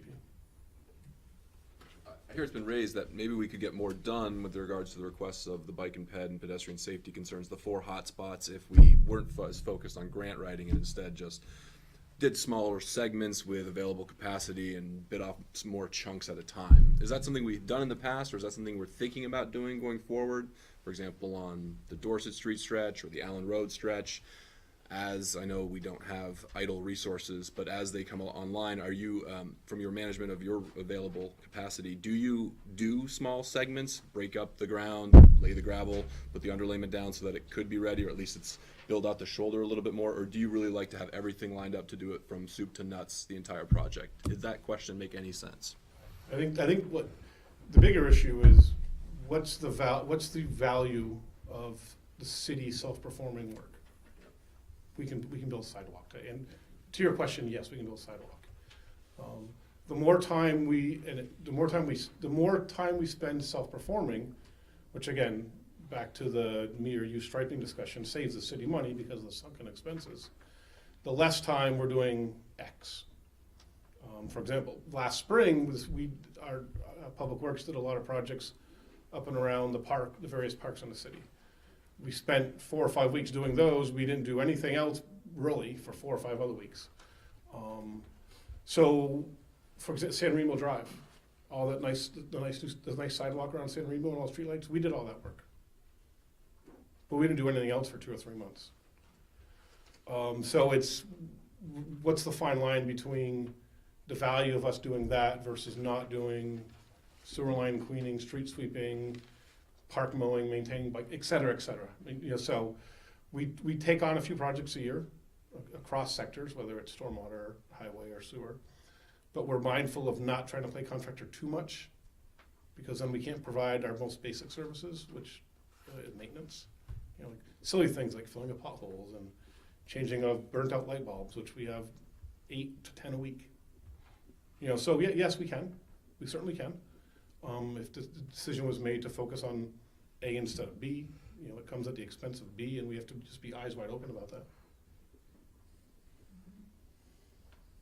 It's a really good point, because, I mean, we have a lot of traffic that goes through the city, right? And so there are things that you do that are visible, and there are things you do that are invisible, right? I mean, not really invisible. If you're taking a walk through a park, you might see a stormwater improvement, right? But you might not know unless you live there and knew to walk through that park. No one's ever called us and asked us to clean sewer lines until it's too late. Yeah. No one ever thanks us for cleaning sewer lines. But that's the type, honestly, that's the type of paving, potholes, sewer line plowing, that's our core use of labor here. Right. So that begs the, I'm sorry, did you? No. So that begs the question, it's like, so how are the priorities set for Public Works? I mean, obviously, they have to take care of the things that keep the pipes running, right? It keeps the roads running. And then I don't know how you're configured for, manpower right now, people power, in terms of the number of, whether you're low on head count or just where you should be. We're fully staffed You're from an fully FTE. Well, as of today. We had a new employee start today. To end at about in any type of org chart hierarchy where you have chiefs, captains, lieutenants, laborers, when someone up top leaves, you end up having to do 5 or 6. Okay. So that takes in our case, we literally just got done 5 months of doing just that. So for the first time in a long time, we're fully staffed. So that provides us in the summer roughly 2 full construction crews. And whether they're, we self-perform for our paving contract, we do we do a majority of the preparatory utility work. Again, I don't think I've ever even discussed this with you. We raise and lower and adjust the elevation of things like manholes and catch basins to match the new elevation of where the pavement's going to be. That saves us anywhere between $1,500 and $2,000 a structure by us doing that work. So we spend a bunch of weeks doing that. And then we might have another crew doing some sidewalk work or a park project. The park guys are generally maintaining, as you saw this last summer with all the rain, eventually it's all we can do to keep up with the growing grass and mowing it. So yeah, we have crews, and we generally in the summer will run 2 full kind of 4 or 5 person construction crews out doing separate and distinct things. And when it comes time to discussing would it be beneficial for us to do a section of sidewalk on Dorset Street or Allen Road, I always let Kevin know what it's at the expense of.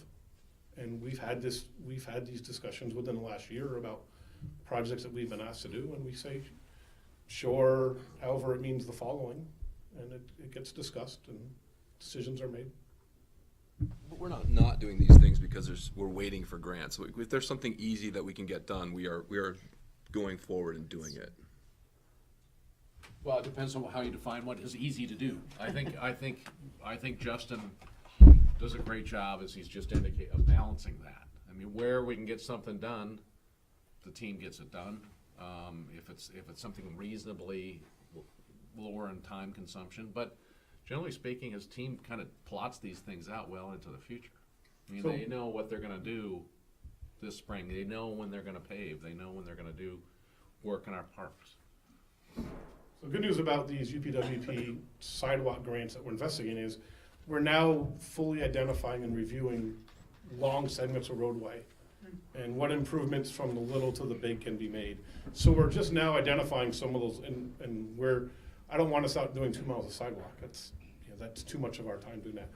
But we've identified some of those little projects that might make sense for us to do. Yeah, I think you've directly or indirectly alluded to some of them. Hey, Megan? Yeah, I really like what was in the CCRPC plan, this number 3 priority that our Planning Commission prioritized. Land value of development, return on investment. This project would involve an analysis of the city's existing development to examine where the city's strongest performing value per acres type of a development exists, to initiate a broader discussion about future development, capital investments, and the long-term impacts of public infrastructure. I think that's a really important planning tool for the city to have, for you to have your eyes on, to be able to really advise this body, but staff as well, as to what the future development would ideally look like with regard to what resources we have at our disposal, and specifically the manpower, right? And so with regard to that, another, I think, tool that I would like to ask you if we have at our disposal is whether or not we can combine efforts, just like we have with the municipal union district, with other communities with regard to bike lanes. So, for instance, the bridge, the bike lane going over I-89, right? Clearly, it's not only South Burlington residents who would use that bridge. And I understand that there's a local match, and so what I suggested, and the message got through to Paul, is that there are people traveling from Williston. There are UVM students. Perhaps there are people from Burlington. Perhaps it's something that the GBIC or the Lake Champlain Chamber of Commerce should really invest in, because we are looking to do a holistic kind of investment in terms of our economy and our priorities. And so when we look at grant writing versus we got the manpower and the tools, let's just do it, is there a way for us to look at what we have in terms of our strategy, where that development should go and why it should go there, and also what other communities can pool their resources with us? Who among us can write the grants? Who among us has the tools and the manpower? Or can we pool those resources? Is that a possibility with the current configuration? And I may be mischaracterizing what you're saying, but I think to some extent we're doing a lot of that. And again, I don't know how, not a lot of that makes it from me to Kevin, or from me to you, or from Kevin to you. We avoid larger expenses by working with other communities, whether it's labor or the sharing of equipment, especially unique and kind of specialized equipment. I'm specifically talking about bike lanes here. Do we do that with other communities? Through the CCRPC? Well, we get the federal grants through the CCRPC and they prioritize the projects, but the local match is always local, or do we branch out? And we can get in the weeds here in the RPC. They have what they describe projects of regional significance. A regionally significant project carries with it a lower local match required. So we don't explicitly go to our neighbors and ask for their support for a project that's regionally significant. The RPC alone makes those determinations. But if there is a project that is deemed kind of not just of a microscopic benefit, it's good for the county on a macro perspective, it costs us less money at various stages of the grant process. Okay, so does that include the bike lanes? I think what I'm describing are, well, are you talking about the new bike lanes or the painting of markings? The new bike lanes. Yes, so all capital projects are eligible for this regional significant designation. Right, but the local match, does it always come from our pocket? If it's in our city. Yeah, if it's yes, yeah. I mean, I guess I'll leave that sword fight to Kevin, when he gets together with his colleagues, if South Burlington has a project that you all think benefits everyone else, and you want to ask others to contribute, I would say that hasn't. I don't recall that ever happening. So The bike bridge is an example of that, or the bridge across the interstate is Potentially is an example of that. We were working with Wilson on the Kimball Avenue, the repair of the failed culvert, but that happens to be a shared municipal asset. So we're working with them on the bike and ped part of that. But I think that's not quite, I don't think what you're talking about. Well, I know a previous city manager, he really bemoaned the fact that we don't have county government. And I think this is one of those instances where I think that South Burlington is, a go-through place for a lot of people. And a lot of the costs fall on our residents, whether it be for the PFOA in our water, whether it be, the bike lanes to get down Route 2. And I know there are people coming from Williston to get to my place of work, because I know when we were looking at the, I can't remember, it's not Smart Streets, what is it? Complete Streets. I had people from Williston contacting me, right? Lobbying me to go through with it, right? And it was our local match. And I think that I'm not going to change it here tonight, but it's too bad that there is not a more shared responsibilities, particularly given our geographical location and the number of people that make our way on our streets. So we have stormwater projects that, on a watershed base, cross municipal boundaries, we're sharing those. When we widened Williston Road a few summers ago, that should have been all local share in South Burlington, because it was, quote, in South Burlington. We paid half the local share, or we were programmed to pay half the local share. The University of Vermont and the City of Burlington were each going to pay a quarter, so 25% local share. Yeah. Even better, we convinced the university to donate the easement necessary along what I call their rugby field or their helipad field. The value of that donated easement exceeded our cumulative local share, so we ended up paying zero. So that's a very recent example of when there's been a project that was just in South Burlington, but we were able to work with our partners to reduce our costs. In this case, by happenstance, reduce our cost to zero. Okay, so this response is more hopeful than he's going to have to go, elbow his way with his. That was probably a unique situation. We were working on an intercept facility in back of the Sheridan with those same two partners as well. That project lost a little steam if it were to have advanced. Mm-hmm. I know Burlington's still interested. In fact, in the RPC's work plan, they're still showing an intercept facility for that location, just in Burlington now, not South Burlington. So yeah, there are some potential projects from a transportation perspective that are both UVM and Burlington have seen value to sharing with us in the cost. Okay, good. So, and will you be participating in this land value of development return on investment priority? Kathy Ann's sitting here, and Kathy Ann and Paul and myself and Kevin and Tom, we also have the presentation that, and the council may have too, that basically, we're all familiar with the book, There's No Such Thing as Free Parking, right? Right. Well, when we get a new development turned over to us, there's no such thing as free infrastructure. Because and I've said this to you there's a massive cost to maintaining it. So what this effort is going to be about is trying to determine where that infrastructure is going to cost you more money versus where it's going to be a benefit to you financially.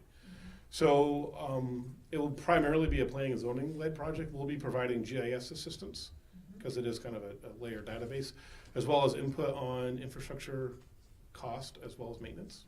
But yeah, we'll be involved. It's pretty interesting. If we're successful in getting this, it's probably visually one of the most interesting presentations that at least that we've seen at the staff level in quite some time. Because this I see is specifically benefiting South Burlington. It tells the story in a much better way than any other presentation you've seen really does. Do we have a timeline for that? So the UPWP selection committee, of which I'm on, our meetings are generally January, February, late spring.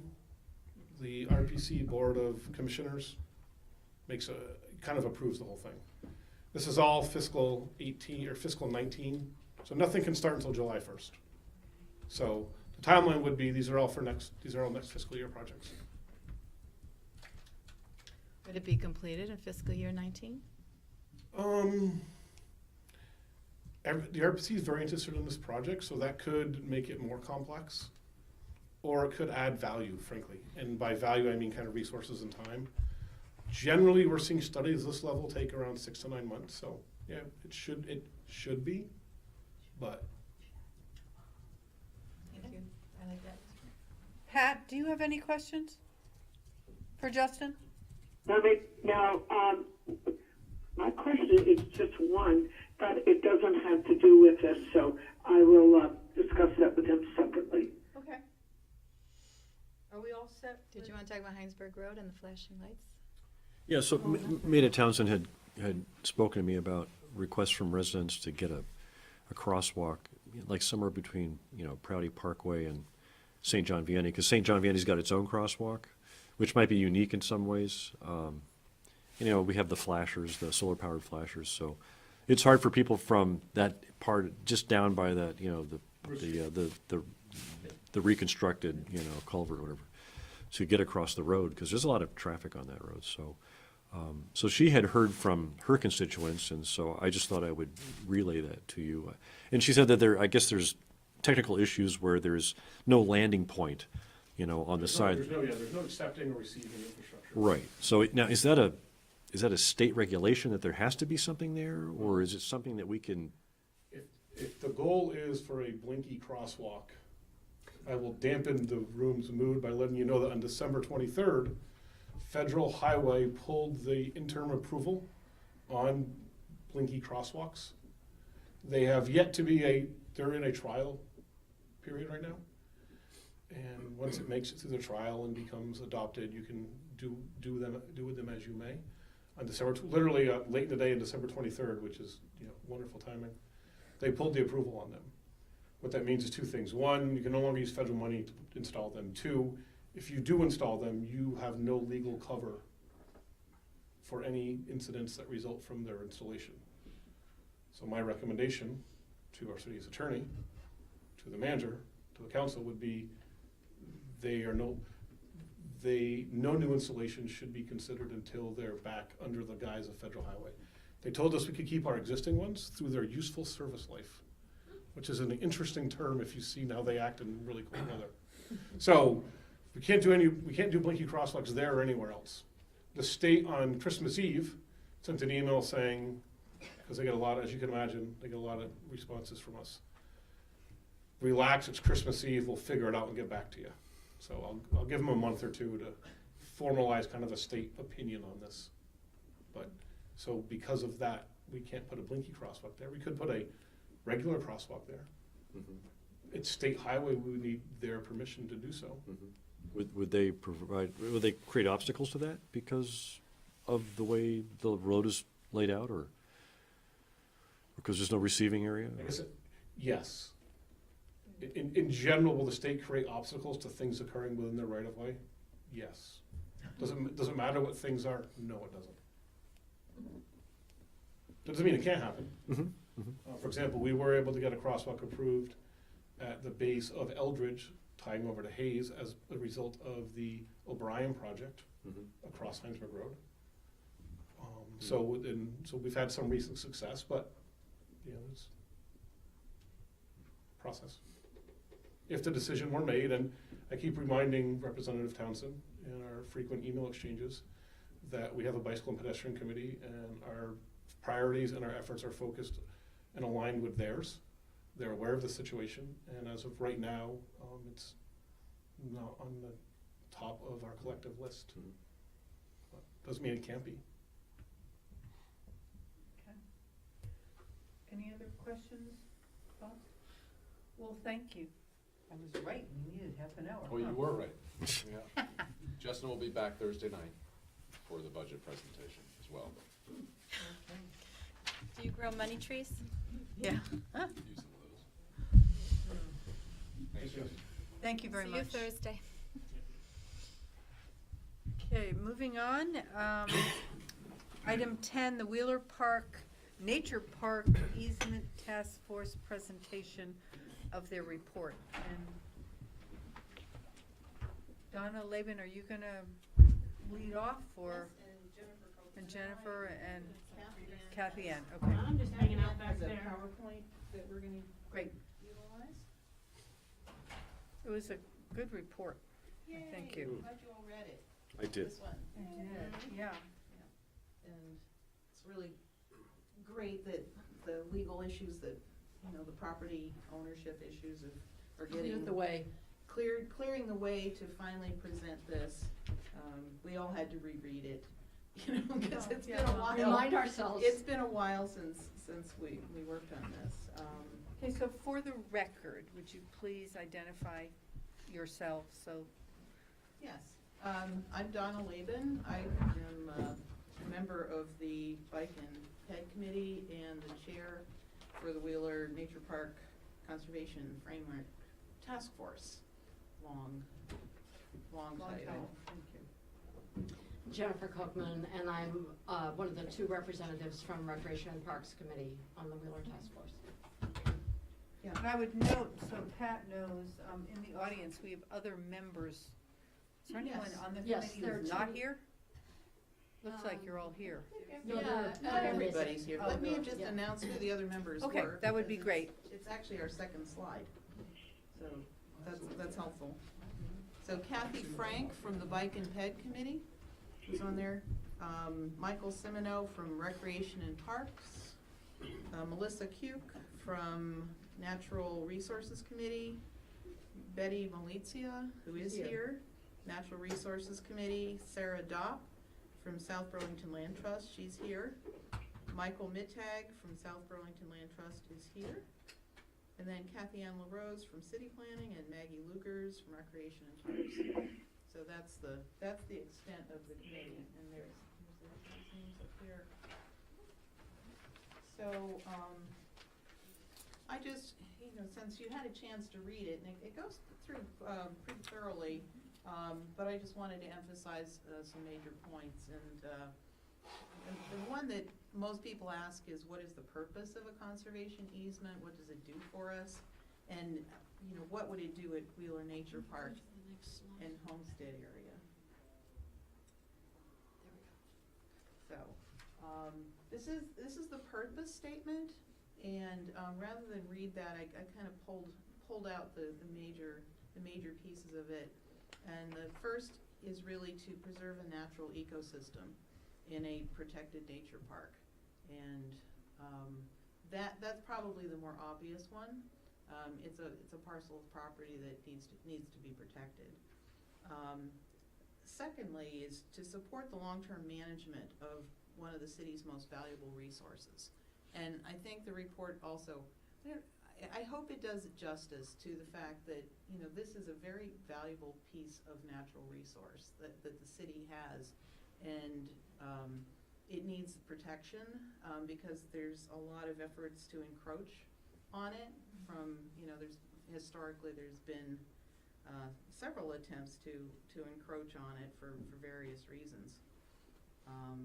You know, various uses that would be beneficial to the city, but it also kind of takes away a valuable resource that you can't replace once it's been used for something else. So there are educational resources available through that land. There's cultural and historical, particularly the homestead, which was a farm, and it's still being maintained as agricultural uses in a different way. But that's a valuable resource that's almost lost in the city at this point. And also the natural resources. And thirdly, that it allows public access in a way that minimizes any negative impacts.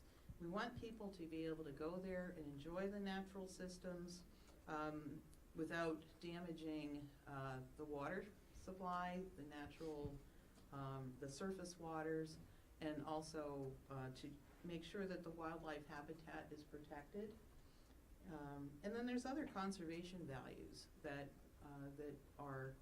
that property in particular, and one of them is views, but we could probably list a number of other ones. So trying to protection as a conservation easement is really aimed at recognizing the value and protecting the resource that we have. One of the unique things about an easement on this property is that it's really intended to also sustain a harmony or balance between the nature park and the multi-use homestead. It's a little unusual, well, it's quite unusual actually, for a conservation easement to have a dual use. And that is something that in terms of the legal agreements will have to be negotiated because the way of maintaining, and the city will still be the one maintaining both parcels, but the management plans for the natural area are definitely different from maintaining the homestead areas, as are the uses. And we'll get, Jennifer will kind of get into that a little bit more about what the allowed and not allowed uses are for each area, and that was in the report. So the framework report is really the first step in a multi-step process. So we've completed the first piece along with SE Group. I see, is that Drew? The SE Group was, they were the ones that produced the report, and that resulted from a series of meetings, I think 4 or 5 at least. At least, yeah. Maybe more than that. Of the committee with the SE Group, we had one public meeting, so the public was able to weigh in on this. It definitely was a process and a lot of discussion. Some of these elements, the wording was worked over months to get the purpose statement in particular. There was a lot of reworking of that. But it is the first step. So the following steps are basically, it kind of falls back into the lap of the city manager's office at this point. After the city council agrees to move ahead with this. The city's responsibility will go to select one of the partners that we've already interviewed, the Land Trust, Vermont Land Trust, or one other Housing and Conservation Board. Those two, they're both Vermont-based. They made more sense than any of the national ones, and so that recommendation is in the framework. Could I just mention one thing, and it's about the matter of perpetuity. And we knew we had to get into that at some point. Yeah, well, it is on that screen, at the very end, on page 5, in one of these nice little boxes, there's the word perpetuity and the definition of perpetuity, and it is also in the last item on there that all restrictions and reserved rights are in effect in perpetuity. And I was actually going to get to that. Oh, I'm sorry. I didn't realize. But that's okay. I'm sorry. That's all right. It requires emphasis, I'm sure. But the steps in here, the choosing the partner, and then negotiating the terms. That requires a selection of a lawyer, a law firm to work on behalf of the city to negotiate the terms with the conservation easement holder. the drafting of the easement, assessing the baseline condition of the property, so that basically you're saying, this is the point at which the protection begins. This is the condition of it. This is where the roads are. This is where the parking areas are. This is the extent of paving. Those things that are not to be expanded. Basically establish what is the limits of that. And even right now, what is the actual property line dividing the Wheeler Nature Park from the homestead? We've gone out there and walked it and everything, but the map that is, I'll just go, well, yeah, this, you can see up the Dorset Street is going north-south on the left side of the page, and you can see the relatively rectangular size with the kind of egg-shaped, pointy egg-shaped or pear-shaped cutout, that being part of the land swap with the leg piece on the lower right. So those are the two pieces that are swapped. So the homestead is the one that has the green stripes through it, and the nature park is the remaining portion. And so, they're really distinctly different uses between those two. Page up again. So then once the agreement is formalized, and the task force, we're hoping that the City Council will agree to keep the task force together so that if questions come up, and particularly once this agreement is formalized, that we have a chance to review it and basically form. Can I make another comment? Sure.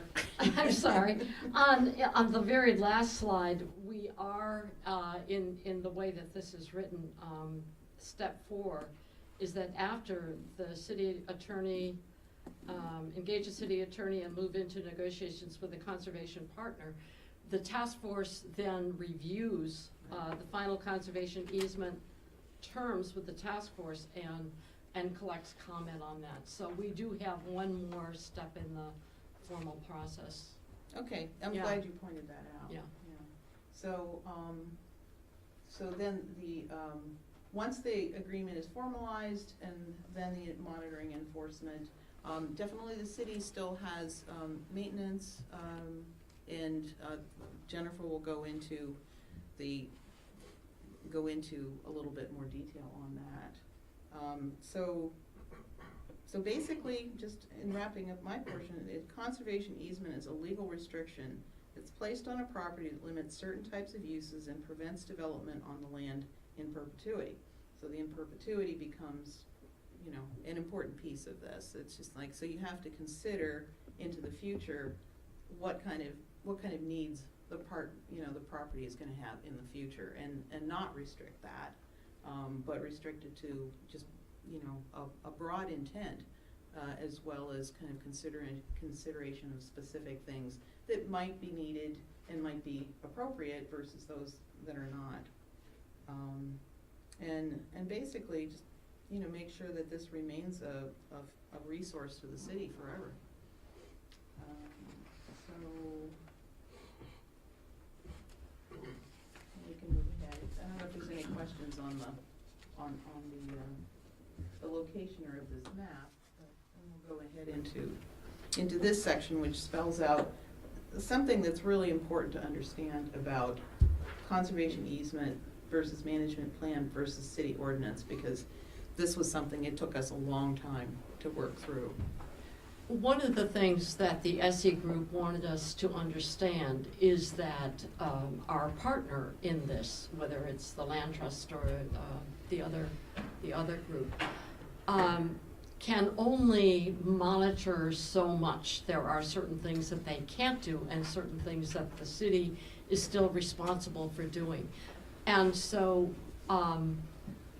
this really nice presentation here, it's so compact, but it shows what is allowed and what is not allowed in both the nature area and in the homestead area.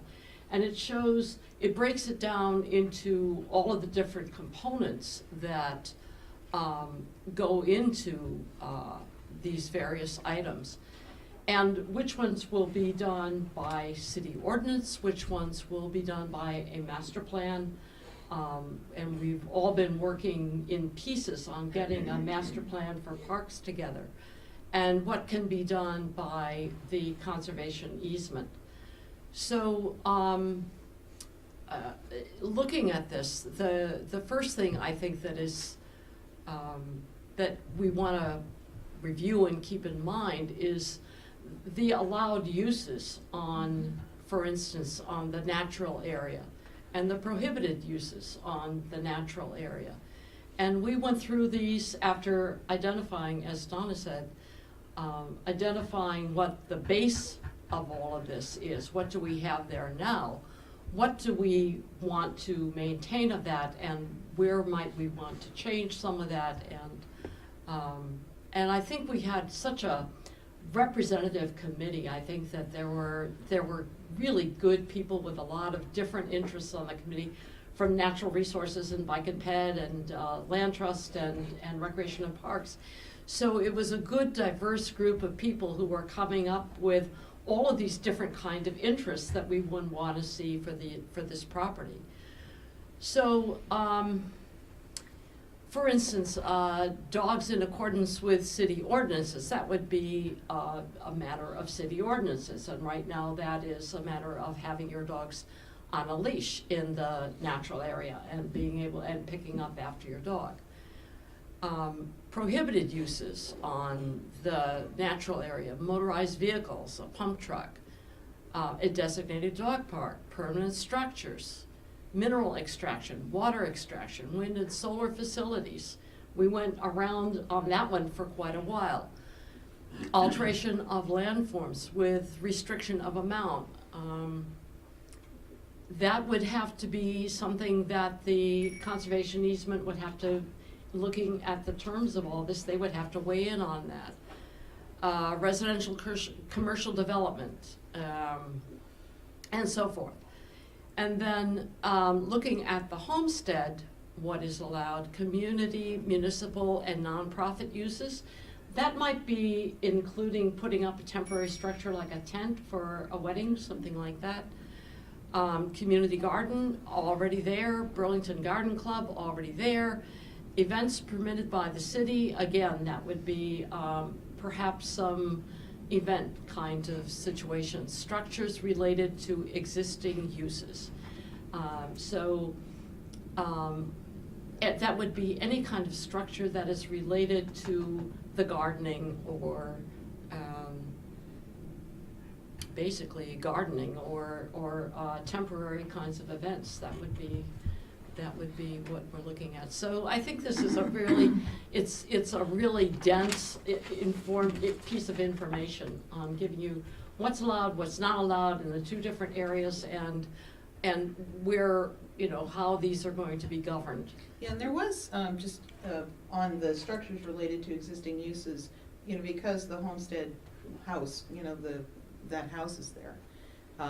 And so there was quite a bit of discussion about improvements, limited expansion, because that property could be used for many different things.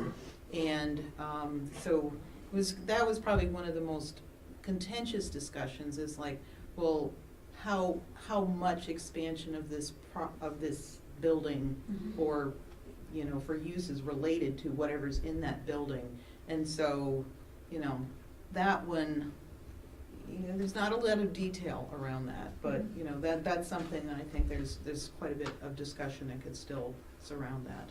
Is this a consensus of the committee, so everyone is signed on to this? Well, that last one was the one that I think structures related to yeah, Mike Semino, I think, was kind of the one who sort of expressed some disagreement with pretty much everybody else on the committee on that one, because his thought was, well, we should be able to expand that. But, and it was a question. I mean, I was sort of in between on it. And I'm like, well, I wouldn't want to make it any bigger to the point, because one of the things we all agreed on, we don't want to have additional parking, no additional paving, no additional roadways. That there's just no point in paving over a piece of natural resource. And so that in itself kind of limits the expansion of the building. So currently then, in your estimation, or the committee's estimation, that they're in the designated parking areas for the homestead, and I guess probably for the natural area, there are sufficient slots for the current uses? Yeah, and most of those And slots future aren't. uses? Yeah, most of those slots are not used by people using the nature park or the homestead. Most of those slots are used by people using the Veterans Park. You know, that's basically, and then there's a lot of outside uses, because the nature park, or the homestead does include, for the most part, the parking lot that's off of Swift Street Extension. You know, so that lot is inside the homestead. You know, if there's, there's commercial users who would like to, you know, use the property for weddings or something like that, and it's important that you not be paving over more land to allow for commercial uses like that. And the sense is that future users of the natural area could park at Veterans Memorial Park and walk over.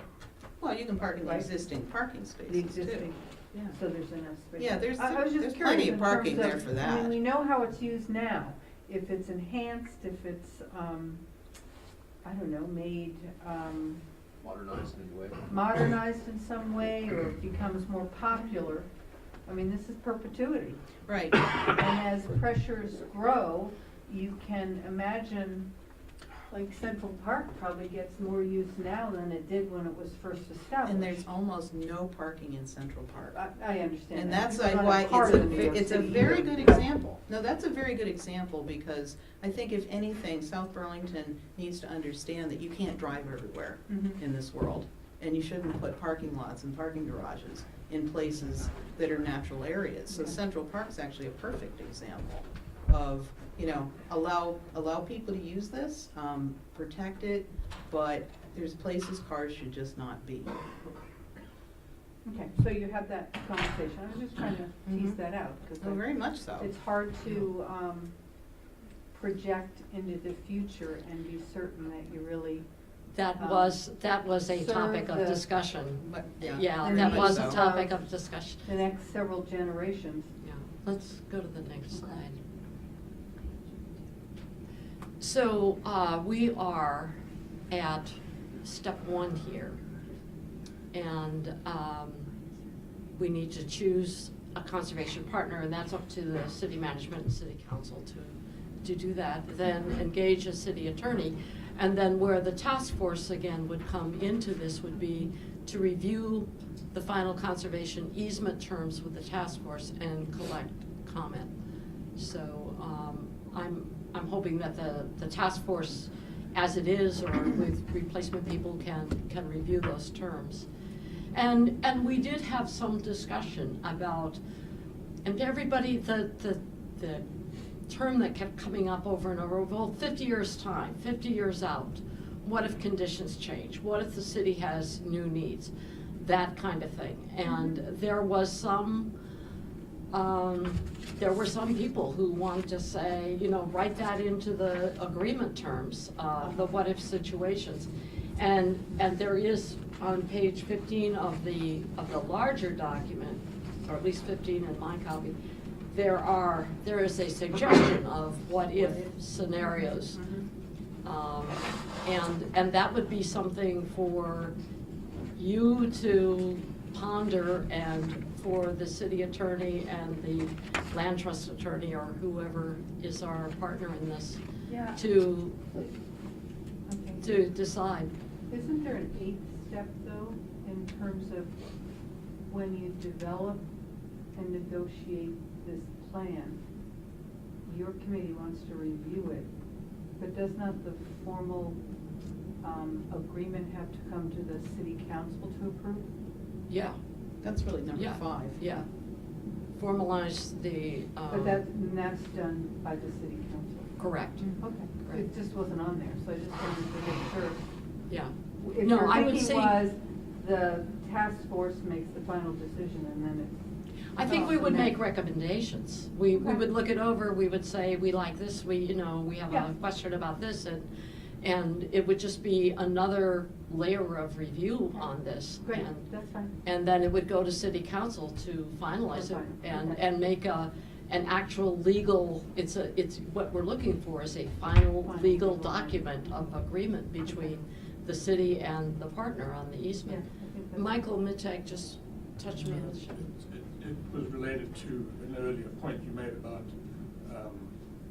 structures in the homestead, and then there was a lot of discussion about the fact that the building itself is an historic building and shouldn't be changed. Good. So a point that Megan, you had a question? I was just gonna make a comment on that, is your presentation of the consensus regarding the future and structures and parking, it just reminds me of my cousin's wedding near Miami, Florida, which took place in a kind of a botanical garden, and we took a bus there, because there was no parking. It was very limited parking, and so they arranged for a bus, or buses. So I just wanted to, it was a decision, and the home is an historical structure that's in the botanical garden, and they have a bed and breakfast.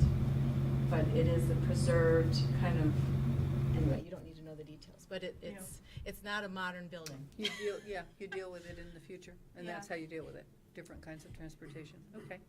The question I had was with regard to the Vermont Land Trust input and feedback, and I understand from what you wrote that the Vermont Housing and Conservation Board never did meet with you. So you just had feedback from the Vermont Land Trust with regard to potential partnership, is that right? Did we meet with more than one person? I don't think so. I think we only met with both Heiser. Yeah. So it said, I thought. I think SE Group. SE Group, I SE think, Group. met with, They did. but the With task Karen or force did someone? not. Yeah. Yeah, because there Okay. were 4 initially, and 3 or 4 initially, and These were the 2 that finally remained after the discussions. And I'm sorry, I guess I should have, I kind of put a mental note to go look at your minutes online and then. So if you could kind of fill in what is here, this is on page 18 of the document we received. And I realize you're working from memory, and I can go check those minutes too. It's the second paragraph that begins with Mr. Heiser. And it starts with the second sentence. Mr. Heiser explained that the Vermont Land Trust cannot take on restrictions the organization cannot enforce, such as dog or bicycle use. So does that mean they cannot enforce it? Yeah. Okay. That's still a city enforcement issue. you know, Okay. And it's also not a conservation easement issue. So that restriction wouldn't even be in the conservation easement. That's basically a restriction that has to be imposed by city ordinance. So the conservation values do not prohibit bikes or dogs. That would be a local decision on how to use. It's covered by city ordinance. Okay. And it would be up to the city to patrol, take responsibility. Okay. And then he goes on to say, it's the second half, I'll just keep reading. Mr. Heiser also explained the importance of the conservation values and the restrictions placed on the land. The VLT would not feel comfortable preventing public uses that are not in direct conflict with the conservation values, as that could place them in a difficult political position 50 or 100 years down the road if the community wanted to do something that wasn't allowed under an easement. So that's just a lot. And did he unpack that at all to you? No, I don't think that we got into the weeds on that. Okay. I think that is the kind of thing where the city attorney and their attorney would have to meet, and then their attorney would be saying, representing them and saying, this is what we can do and this is what we can't do, and that'll be done at that level, I think. So on your plan where you have the CE conservation easement, Right. that's that agreement. That's right. That's where the attorneys would That's have correct. to, okay, negotiate that all out. The management plan would stay separate, the city ordinances would stay Right. separate. Okay. All right. Can I elaborate on that? On your question, because if there's a use that the Vermont Land Trust say notes that is somewhere down the road that is in conflict with the conservation values, they may come to the city and say, this is a use which is not in accordance with our views of this easement. You, the city, must decide whether to allow it or not, and if you do allow it, you must enforce it. Tim, Are you done? done? I'm Yeah. sorry. Yeah, that's about it. Tim, you had some questions or Yeah, comments? I'll try to keep them brief. So you've done a lot of great work. I'm impressed. Thank you very much for all that time. How can we preserve that whole process so it can be repeated for Underwood and the next one that comes after that? So that you don't have to spend so many hours. I mean, you still have to go do go through the same process, but for what you've learned, is there a way to somehow, gel that up and then write it down so that the next group, that undertakes the tasks, and there will be overlap of some people, right? It makes it easier for them. So how to plow the road for the next time, just to keep that in mind, all right? Because it's going to happen at least 2 more times, I'll bet. Well, the process seems to be clear enough, because. Well, this is a great documentation for the Yeah, process, the right? process was great. I think that the uses, the permitted uses, and, there's a lot of local input too. Right. And, it's not really surprising that most of the input came from, the neighborhoods kind of surrounding that area. So that's gonna differ from one place to another. I was interested in the fact that there was no mention of the 2006 police station vote. Did I not see that, or was it not in there, or? It wasn't in there. It was in the back of our minds. The You have to 2011 believe vote was that. in there, which is. That and the. I thought the 2006 vote was very important, that it was a public statement made about what they thought, or how they thought that land should be Well, treated, so. I had kind of, in my own words, kind of said, well, what does this whole thing mean? It says, just because the city owns this land does not give it the right to locate or build X on it. Right. Is that seems to be a popular notion, that because the city owns this, it's, it's free land. And Right. we can save money by building on it. And there's a terrible temptation, when there's land, to take that attitude about it, and unfortunately, the encroachment eventually takes over. Takes over, and you lose something, even by eating away the edges of it. Was that part of the dog park prohibition? Well, the dog Conversation. park I'm sort of prohibition. surprised it was one of the prohibitions. Yeah, so. the dog park prohibition has a lot more to do with just maintaining the wildlife. You can still walk dogs on a leash there. That's a city ordinance controlled thing. Right. But a dog park is not that. And Right. there's quite a bit of wetlands there. And, just the level of dog use it already has is plenty. And then there's the issue of, if you put it in the homestead where it is an allowed use, what are you supplanting as another use that you'd like to have? If people want to have weddings there, do you really want a dog park there too? I want to take exception. Could we back it up one slide? I thought about the dog park because when Donna and Kathy Ann and I were meeting, we wondered about this, and it is not explicitly prohibited in the homestead. However, if you look at the last one of those, structures related to existing uses, to me, putting up a dog park with fencing and all is not related to existing uses at all. And it does, it is a permanent structure. And so, to me, that rules out a dog park in that area. I also think that it was the sense of this committee that the homestead area has its own, in addition to the history, it has its own aesthetics. And what's been done with it right now is really beautiful. The gardens and the children's park and so on. The triage area, Yeah, the and I just- agricultural, the community gardens. So, to me, I'm guessing that if the dog park suggestion came to the committee at this point, we would probably, I don't have in touch with people, but I would think we would probably say, no, that's not what we're envisioning for the homestead. Which brings up another point. In the prohibited uses on the natural area, you don't have agricultural extraction. Was that done on purpose, or was it an oversight, or? So, for example, if I wanted to go pick mushrooms because I'm a fun guy, you know, and I like to. Lots of luck. Well, I know, but I As long mean, as you so. didn't plant them, I guess you can harvest them, but. Well, no, that's another I question. can is like, say, I've already harvested there. Yeah, that's what well, I'm thinking. And I've So- lived to tell the story, yes. So that, but that's had you not considered people perhaps planting things they shouldn't plant, or harvesting things that are naturally occurring that maybe they shouldn't harvest, or just a That's thought? something we could put into a city ordinance That would be more or a of a city master plan. ordinance. That's more of a that- city ordinance issue. But you can't, you know, it says you're prohibiting mineral extraction, so you can't take rocks out, right?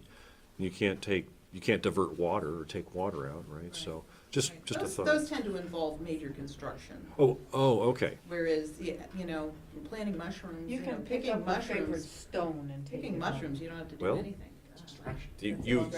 You can't take clay from the cliffs of the Quinn on Martha's Vineyard, This is right? Not a dairy farm. Right, okay. Also, don't preclude a path from that second parking lot to go up to the Wheeler homestead, the house itself, right? Because there's no defined path right now, and it's really difficult to negotiate freshly cut. I mean, kudos to Public Works for trimming and cutting all of that Right. brush, right, all the invasives and stuff, but it would be nice if there was a real path. We haven't, it's roads, driveways, Okay. vehicle travel ways, and additional, Okay. so Pathways it's are- specific that pathways and pedestrian ways are definitely allowed. So, but what if the Wheeler house, and just, things happen, what if it had a catastrophe and burned down or something like that? Is there at least some sort of a clause that doesn't prevent you from rebuilding that building, or? I think that is something for city council and the conservation people to write into. You know, and would you have to like use the exact same footprint, or just the total square area, or, you know, things like that? So I think the kind of historical designations, because I've done work with historical properties and things, and there definitely, the historical societies have guidelines about replacing historical buildings, and, you know, to what extent you can replace it versus replicate it. So I would probably defer to the historical people on that one. and perpetuity doesn't scare me. I mean, I've been to Mount Auburn and Cambridge, and although it has a conservation easement because it's a cemetery, right? I mean, there are jewels of parks all across this country, and they've been around for at least 100 years. So I would hope that these places will be around for at least another couple hundred years. I think the valuable thing that You say, that you can get, you know, at the nature park is you can get away from the city, you know, and it's amazing how for such a small park that it is, how completely you are away from noise and hustle and bustle. Can I just ask, Pat, do you have any questions? I do. Just a couple, and maybe it's comments more than anything. I was curious as to, under the allowed uses, where it had listed the stormwater features, that required the approval. I was surprised that there was a parenthetical piece in there that said it required the approval of the conservation partner. Why was that?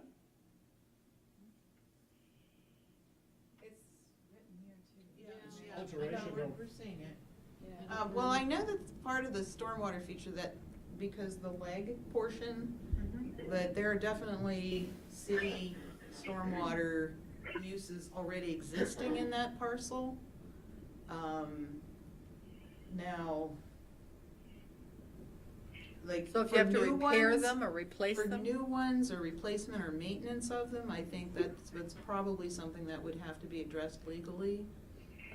Is in addition to anything new that would be added into that. If I could read the Or I part that think, it's. I think some of the thinking on that was if there are new stormwater practices that come along, if somebody has a better idea of how to manage stormwater, then putting those in might be done with the partner. The notes from your meeting with Mr. Heiser kind of address this idea. It states here, task force members asked if the easements typically require approval of the management plan by the Vermont Land Trust. And Mr. Heiser explained that they either explicitly require Vermont Land Trust approval or require, that management plans must be consistent with the protection of conservation values, which comes to the same. So something with regard to, is it in keeping with the conservation values of the easement contract. I think that's where the stormwater. Yeah, because I mean, there were definitely some discussions that, you know, some real concern, because there's a pretty major piece of wetlands as part of this property, that nothing be done to kind of expand or change how that wetland operates and, you know, the way it functions right now. The Or ecosystem. try to make, you know, perhaps because there's some development that's planned on the others, on the Heinsberg side, you know, that they not assume that, you know, they can dump their stormwater, because the property line of Wheeler Park goes right through the middle of that wetlands. A lot of the wetlands is on the opposite side of, it's on a different parcel, which the city actually does control, but it's not part of the official designation of the Wheeler Nature Park. So that's, you know, and apparently it was too complicated to try to include, there's two pieces of property actually that are abut this, that both of which it would be nice if they could be included as Wheeler Nature Park. You know, one is the land directly adjacent to it on the east. The Oak Creek. The Oak, yeah, the sort of, the piece that Yeah. extends all the way up Forest to thing, Oak yeah. Creek. And then also there's a little bump of land with a pretty big knob of rock that, where the Swift Street kind of goes around it, you know, kind of forms a little bit of a dangerous curve in the wintertime. But Slows people down. it does, but in fact, you know, that's not officially part of Wheeler Park, but it's used that way. You know, there's trails that go up into that, you know, and it would be nice if that piece could also become part of the nature park, so you don't have that little piece that is somehow, you know, built upon, well, it could, you know, or something like that. Could you So show us that's- on the map where that is? Is it where it you're bumps talking? up at the top? Yeah, it's Just the east bump of at the top. parking. Yeah, and you don't know Yeah, who you see owns where that? Swift Street, That isn't part of, I think it's part of Veterans I Park? think it is. Tom, do we own that bump? I think we do, don't we? That's where the parking is? Is that where the parking is for? Yeah. Actually, it isn't. No, there's no parking there, but it is Parking's closer to wetlands. yours. There's wetlands there, and then just, there's wetlands like Parking. right opposite. Yeah.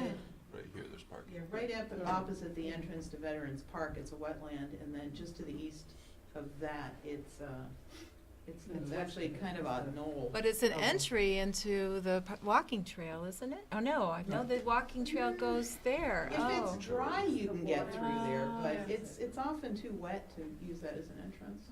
The So trail that's you- where the parking is. So people do, Well, from the parking, you go there, but to actually kind of, it's not that easy to just cross out of the park and go straight across into the nature park. You have to divert a little bit around, and there is a trail that goes through there, but sometimes it's just wet. Yeah. It's just too wet to go through. See, it's the water district's easement, they go right across that. Yes, yes. They follow that. And it goes up a hill, and we've sledded down that. Right, Yeah. but the people use it as a trail. Yep, they Yeah. do. Oh, it's actually it's the dog run. I call it the dog run, because people walk up and down there with their dogs, like, often, yeah. okay. I was just going to say really quickly, Megan and Tim already asked similar questions to what I had. I just want to say perpetuity doesn't scare me either. What I would say is conservation easements were just very unknown and foreign to me, and this report was fabulous. It really starts to draw a box around this, so it's clear what questions we need to ask. And so this was just a great effort, and really appreciative of it. And the trail you were talking about, Tim, was from this parking lot up to the house, right? That's what you were interested in? Yeah, hold on. It's from that parking lot. That's off of, it's, Swift Street Extension, up to the There house. was, if I may, there was quite a lot of discussion about that on the task force, and we actually sort of sussed one out informally, and discussed the fact that it's quite steep and therefore it would have to be contoured so that not only us young types can walk. So there was a lot of discussion about it. We just didn't formalize it. Yeah, the more roundabout route actually takes you across two recently built little bridges You know, so those are allowed structures, very nicely built. But, you know, it takes you a little more roundabout, but it's definitely not steep. It's very doable now. Pat, did you get all your questions or comments made? Well, not quite. There were a couple of items. I was a little disappointed because I thought that there might be an opportunity to explore for the dog park area, and I heard the comments on that. I won't necessarily agree, but and I'm a perpetuity person to a degree. That we have established other areas in the city on energy, which I feel is very important as well, and we've looked at those over a 20 or 25-year period. And we have a great deal of interest in conserving land, and I understand that. And this is a gem of a place, and I do see that.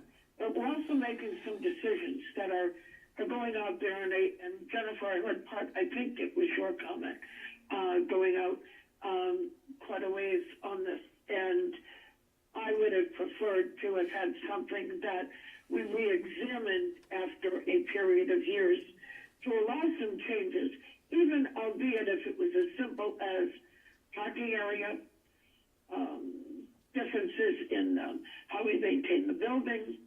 I'm curious as to what our costs are to maintain the annual, at least, review of this, to be sure it's in order.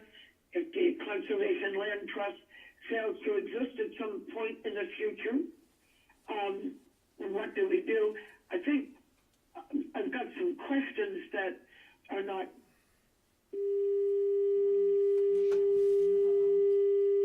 Sorry. We can't hear you. You might be pressing a button. Huh? Pat? Pat, are you still there?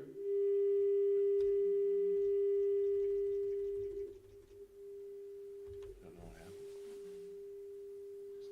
I think a lot of her questions are going to be answered through the process you've laid out, so.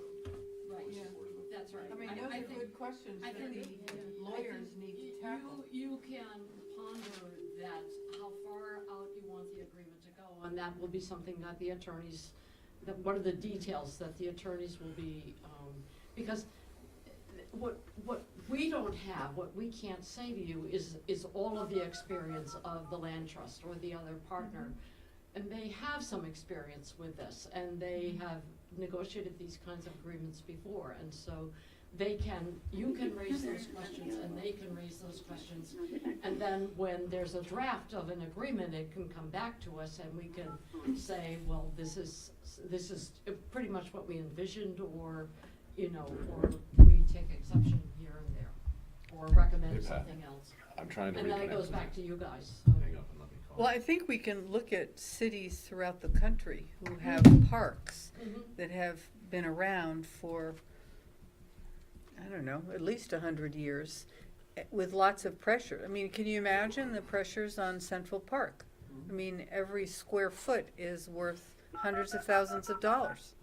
I think that Tax revenue and all sorts of things to the city, yet they've managed to keep those lines drawn and not turn it into a economic development center. So I sort of think that probably the city of Pat? South Burlington can manage 119 acres. Pat, are you there? I am not. Okay. Back. We missed, you got cut off about halfway through your question. All right. The bottom line of what I was saying is that because of what we have done with our energy programs, and we're running out 20 or 25 years, I keep seeing the word perpetuity in here, and perpetuity is forever, or an indefinite period. And making a decision on some items that could be as simple as changing parking lots, or if the land trust fails to exist, in getting another partner. There are items in here that we aren't addressing, or I am not hearing addressed in this teeth when we have perpetuity. And I would love to have seen something that was re-examined for the good of the community in 25 or 40 years, so that future generations would have equal say in what happens with the management of and with the the general structure itself of the park and the homestead. My feeling, I'm probably alone in that, but I'm very strong in that feeling. Well, one thing I'd like to just mention is that the management of the park is still, for the most part, up to the city. Correct. You know, so a lot of this is addressed by city ordinance, and so those things aren't in perpetuity. Those things can change more or less continuously as long as the overall intent of the conservation easement is maintained. I also have a question, I don't know if you heard it, about the, what is our financial commitment within this as well, on the cost, our annual cost for review, and what do we do if the Conservation Trust does not exist at a future time? How is that built in for the city to have the opportunity to name someone else? Well, I'm sure that'll be in whatever the negotiated legal contract is. I think those are really good questions that were not teased out by the task force, but are left to the lawyers to figure out when the city council gets to weigh in, and as does the task force. Right, exactly. Right. So I think those will be addressed, whether it's to our liking or not, remains to be seen. Okay. Okay. Maybe battlefield, the easement runs with the land, always. So if the Vermont Land Trust goes out of business, the easement is on the land and you find another partner. You find another partner, or the city becomes. It runs with the land, doesn't depend on the existence of a particular. Sarah Dopp, did you want to make a comment? Just a couple things. Some really good comments have arisen here in answer Pat, to. can you hear her? No.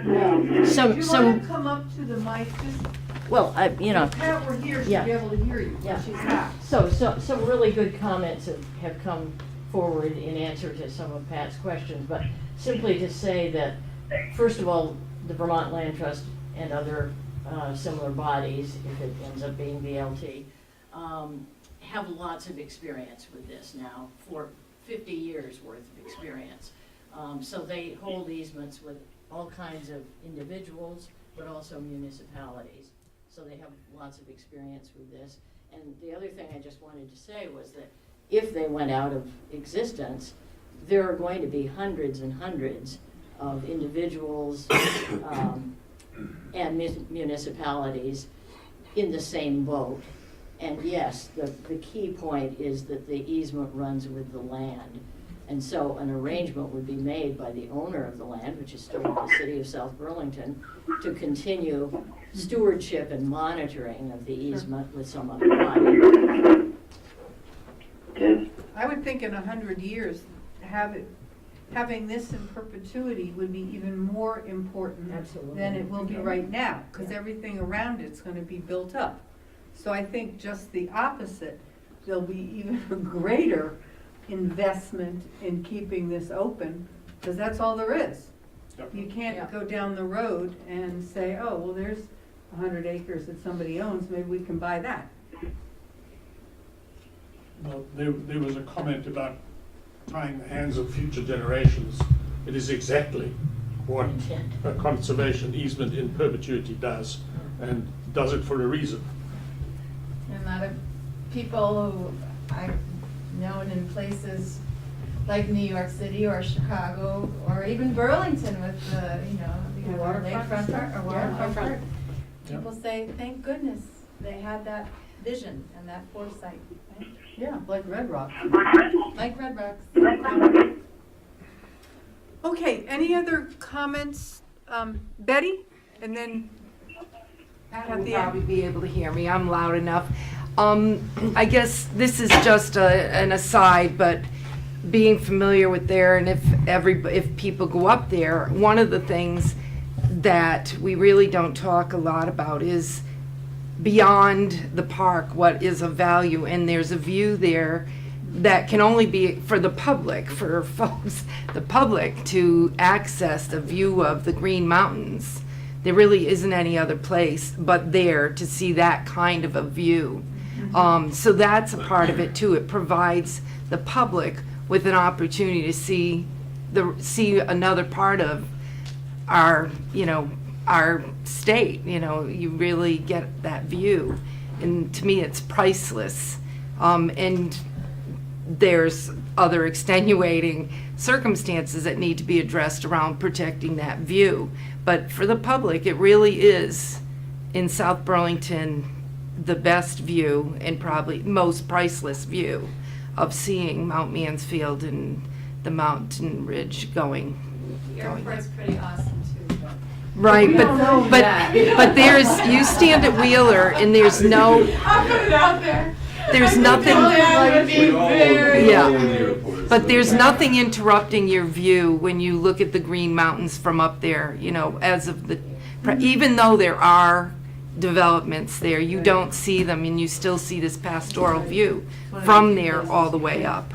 So It's an amazing view. It's a continuous vista of what Vermont, I think, means to a lot of us. It is a sweep from the land under your feet all the way up to Mount Mansfield. It's really unparalleled, as Betty says. Kathy Ann?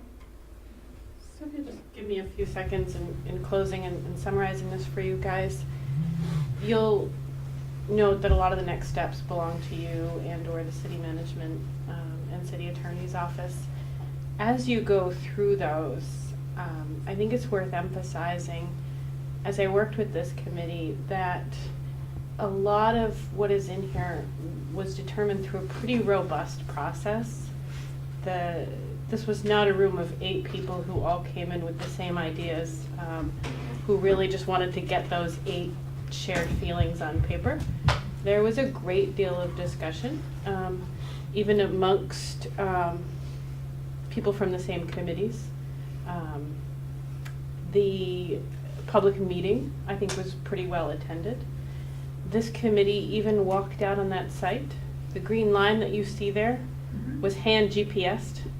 We all went out there. We had a whole meeting, or maybe 2, devoted just to recognizing the different needs between the homestead and the natural area, but really trying to get, to Michael's credit, or angst, defining exactly where that line is. So as you read through, and you may ask yourself, did the committee think about this?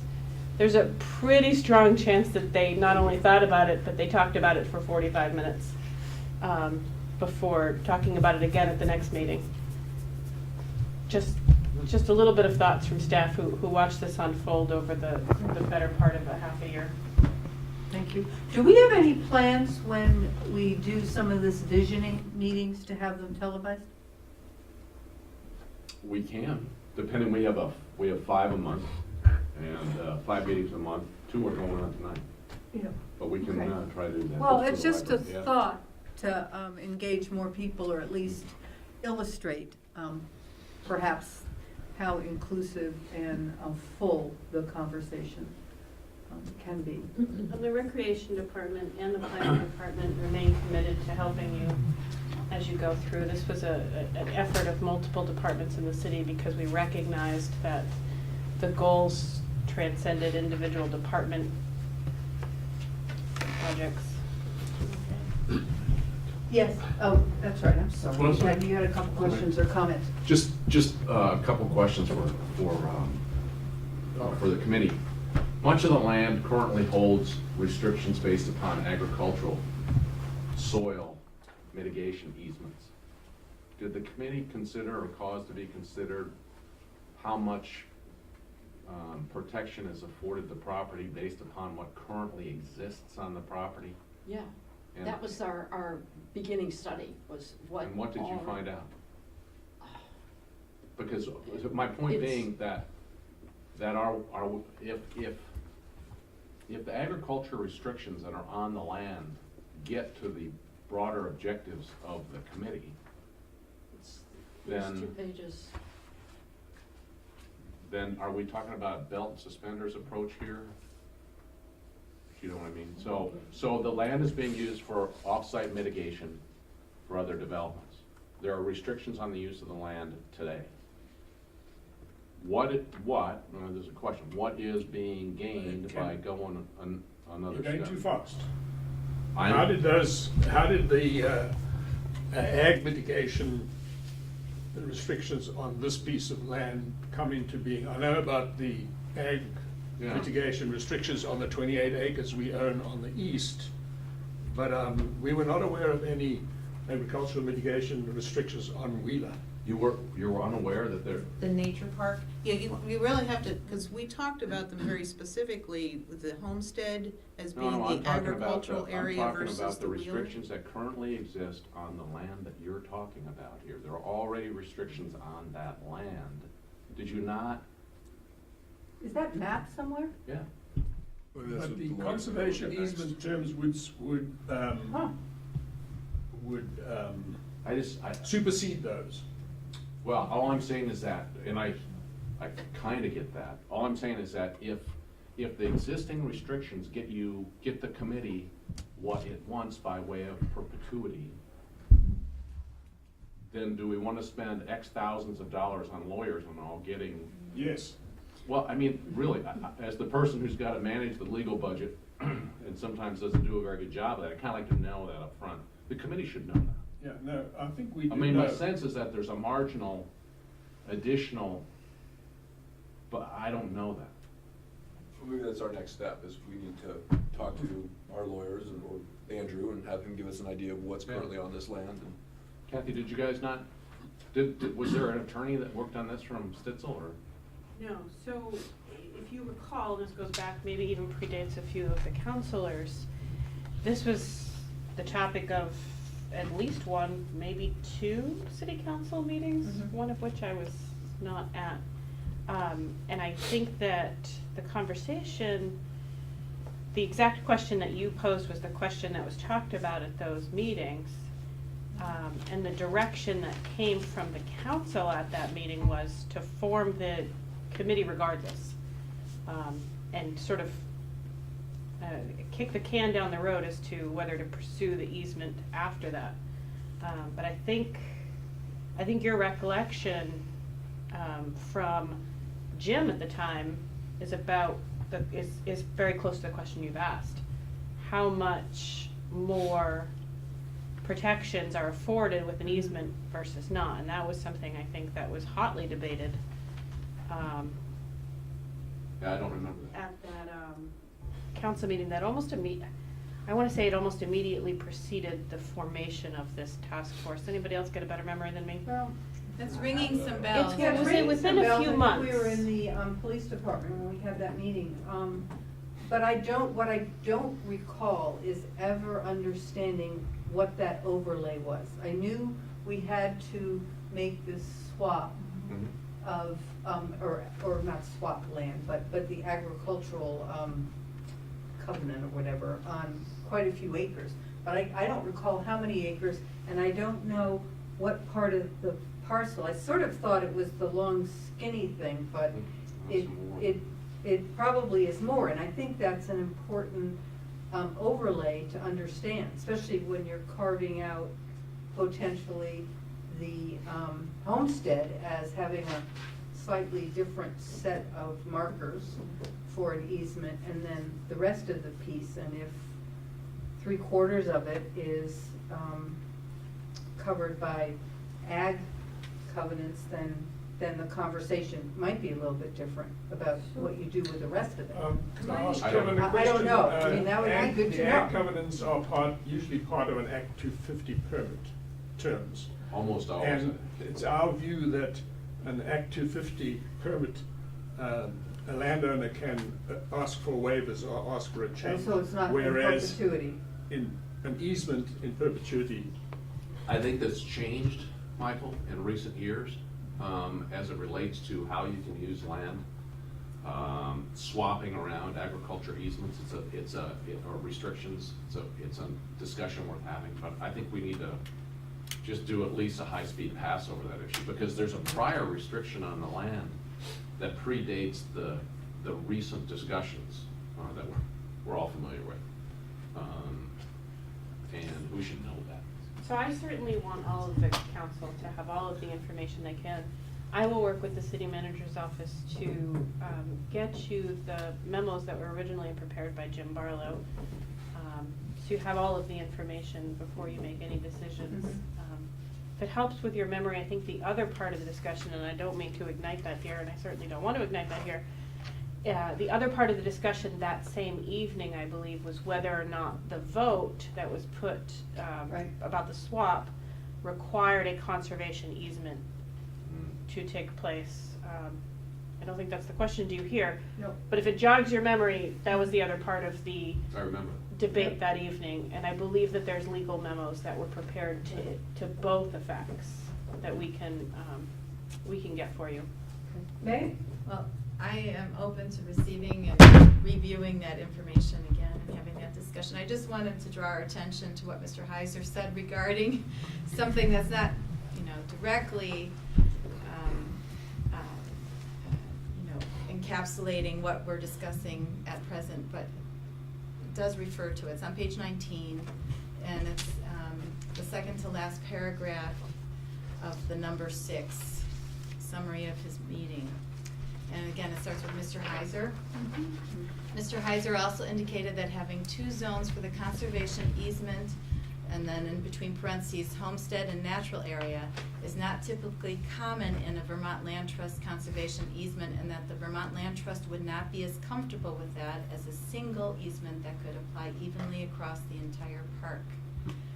And then he went on to suggested perhaps the easement could be broad enough in its protections and restrictions to cover both areas, and that certain zones could be excluded from the easement altogether. So he did address the idea of treating it as a whole versus treating it as pieces, and he tends to suggest that if it's going to be an easement, it should be a whole. Otherwise, it shouldn't be an easement. I think that was the consensus of the task force, that it should be a single easement with some different terms applied to the 2 areas. A single easement there. Yeah, and then the next line actually kind of also addressed that the management plan could and probably should deal with the 2 zones differently in their management and allowed uses. So it's kind of saying it's one overall conservation easement, but the management plan definitely addresses the different uses. Any other questions or comments? Well, thank you very much. This was really a wonderful document. You covered a lot of ground. Impressive with coming to consensus on all the different items that you did, because I know how difficult that can be sometimes. So I thank you very much. In today's environment, it is a case in point, a very important one, that people of very divergent views Yeah, right. Yeah. came together and managed to get this thing done. So the writer Find the consensus. mastered the elephant. Thank you very much. Thanks. I think we'll just take a few minutes break, so Sue can stretch her legs. Us too. And we as well. And then we'll come back to item 12, financials. And then we only need the liquor board, and then we're done. That's great. Yeah, it is. Pat, you hear we're taking a break for a few minutes? Sue? Ah, thank you. Yeah, somebody. Pat, are you still there? I took it off here. Okay, we're just doing a 5-minute Sue Allenek break. And that thing there, That's fine. And then there's only 2 other items on the agenda, so. It doesn't say there's some water, it comes this I already way. signed. What's I already signed the warrants, but. Yeah. And if it doesn't I work, it started won't hurt to do it. that and I got scared and I said, what if I do something to kill it? So I stopped, I had one I was gonna do this weekend, and I got It will not harm it. It will not If you harm put it in and it doesn't read, stick it back in the other way. So you've got police department internet. Nice job. Comcast. Yeah, it's really, very informative. Yeah, well, good. Is that just one internet drop just for the building number? It's probably considered business internet or something. I don't know. Yeah. I don't know how they charge for that stuff. Thank you, So, Betty. I just Find out from Trevor though. I'm just curious, not that they're overcharging. What line? Is that It was 31.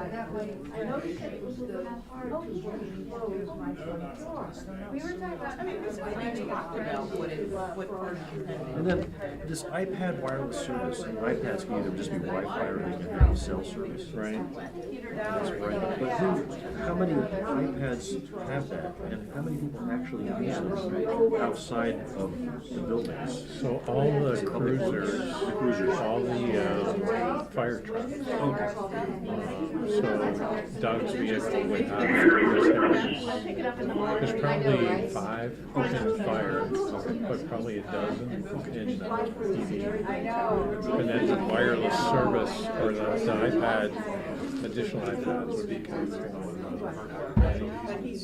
So it's too bad is that, I don't know if the technology allows it, it's too bad you can't pipe that through the new tower today. Yeah. You know, if it had one internet service that was then distributed, because it's probably all digital communication now. Yeah. Well, that's a good point. Yeah.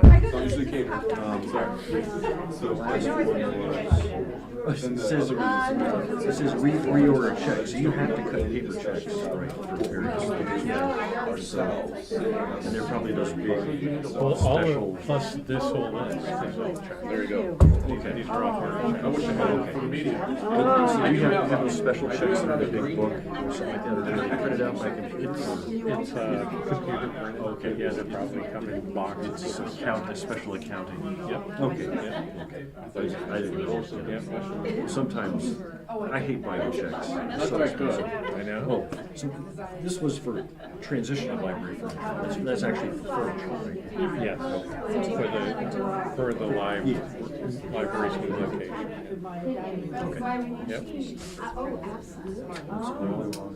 Okay, I'll check on the, I don't know I whether. wonder if that almost sounds like a, Is to be done. service fee. I wonder if that's the rate line. It might be for more than just. And you were allowing me what you said. I hate the way they shake us down. Take out Jim. Yeah, you see all the costs. I mean, I'm paying $33 for 3 megabits per second. Which really, it's like, I mean, I'm sure like 10 years ago, like, you get 3 megabits. Well, it would have Back been to 1995. 10 years ago. I had a 14.4K modem over a phone line. Now I have a 3 megabits over the same phone line. It's twisted weird. Comcast or cable. Their base package is 25 megabits. If you take the Burlington Telecom, has a bunch of packages that are 5 megabits, but it's fiber optic right to the side of your house, and then it comes in, right, you know? But you can get 100 megabits. You can get I wasn't even sure. I'm watching it. Yeah, I'm always looking for things to do with my kids, but shopping is. They found a way to You maximize. say if it doesn't get to where the committee wants to be, Other businesses, but when you're a utility and you I just don't want to. you don't have many alternatives for the operator. I don't think the state legislators consider it at all. They try to promote internet coverage, because they took those steps several years ago, right? Anxious, we spent, we finished the last The other agency $1,000. or some entity to go and extend, DSL at least, and subsidizing that. So anyway, so Once you let's do just find that, out. what controls do you have in place to make sure Can you still get to it through the mall? I generally park handicapped all of them. Really? How's your issue with the IRS? Any better? They, so I, my third quarter saying this morning, so I gave you the corrected W-2 copies that I had good received At the mall or just and then Macy's, is that still, I haven't been in the old mall. been personally contacted the whole group and said, I need a status review. So I just told her I've had 3 letters, I've sent 3 letters back. I can go through 10 others. That which 3 is not stamps. left, or that which is And not $10 already. Panera gift card. I didn't say that. But people are saying they're getting responses saying it's cases The closed. prior one. Oh, good. I don't know why mine is. The prior easement is a big square, rectangular block. We've had an IRS issue that goes back to 2015. I don't know where the Resolved it twice. And it's what? We've resolved it twice. Yeah. And it comes the documentation, we got It's a it. gamble, not like a problem or anything, but I see. So we gotta go back again. My advice is I go to Waterworks, take my kids to Waterworks. They don't put the money where it needs to be put, A, to audit those things, and B, to increase the technology of the system that's gonna be used to keep track of it. I mean, just the mere fact that it wasn't too many years ago that they started lining up the W-2s with the find out what it 1040s, is. I mean, come on. And then maybe I should talk to them. Instantaneous. You should, when you file, you should say rejected, that you have a missing W-2. There are a lot of things out there that are managed. Or rejected with or conditionally rejected, you have 5 days, 10 days to give us back. That's because a private entity doesn't Council's count. got more work to do to fill out that.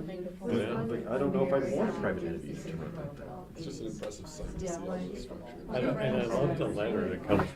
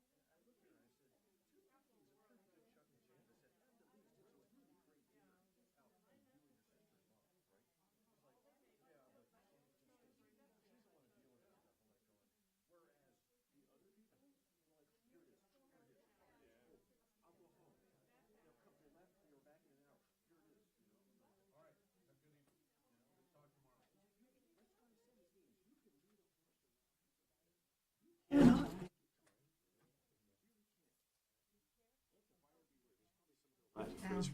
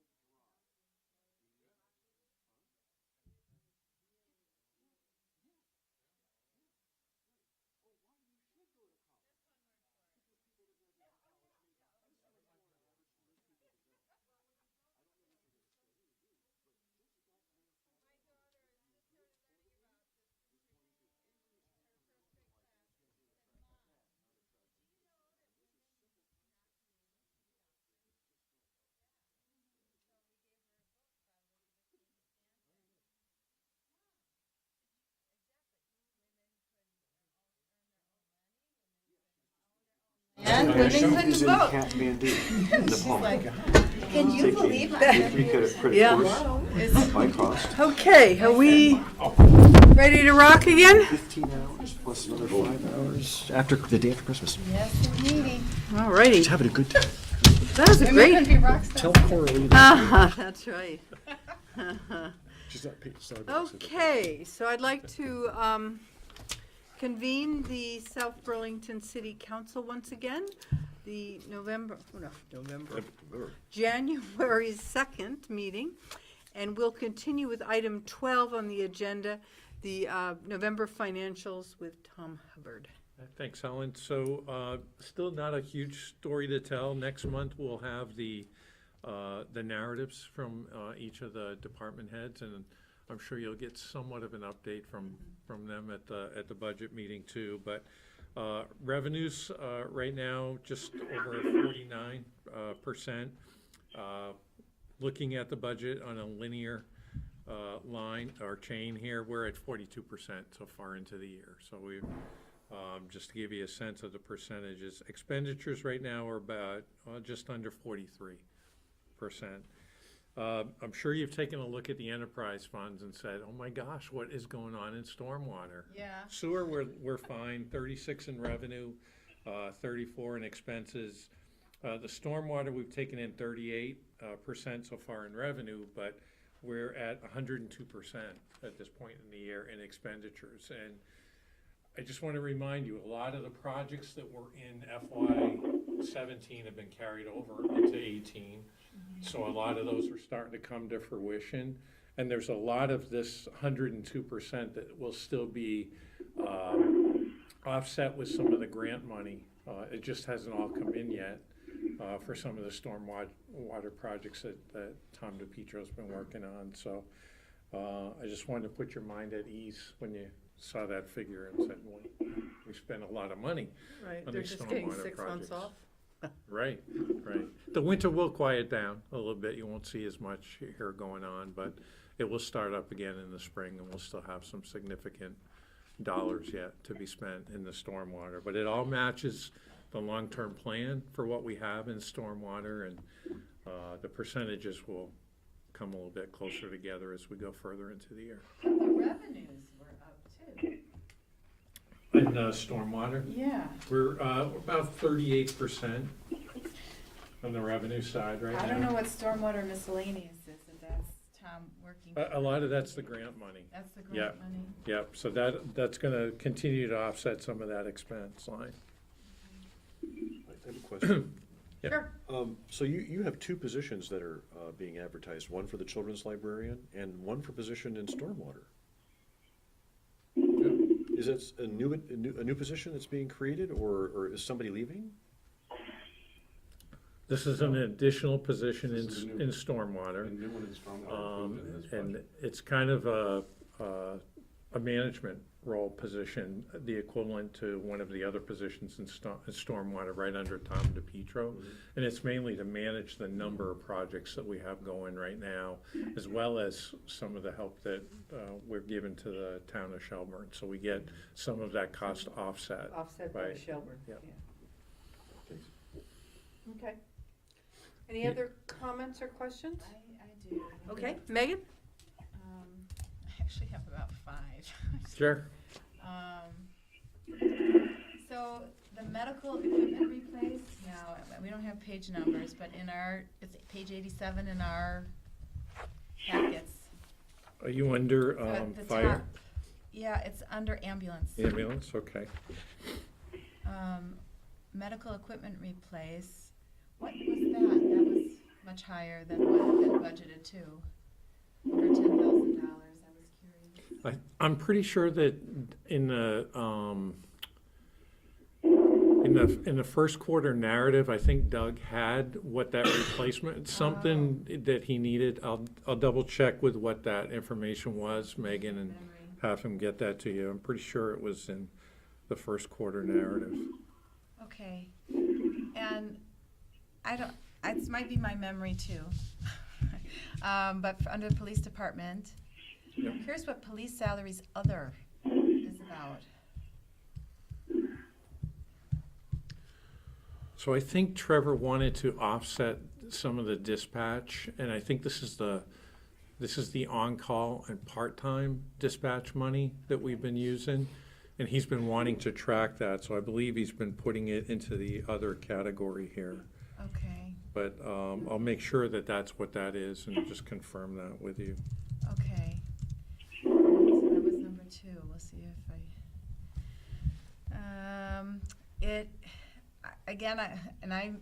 might not know which lines to look at, but I was looking at the City Fest and the Bikes and Bites, Mhm. and I looked under the costs and the revenues, and City Fest, what I see, it earned $7,173.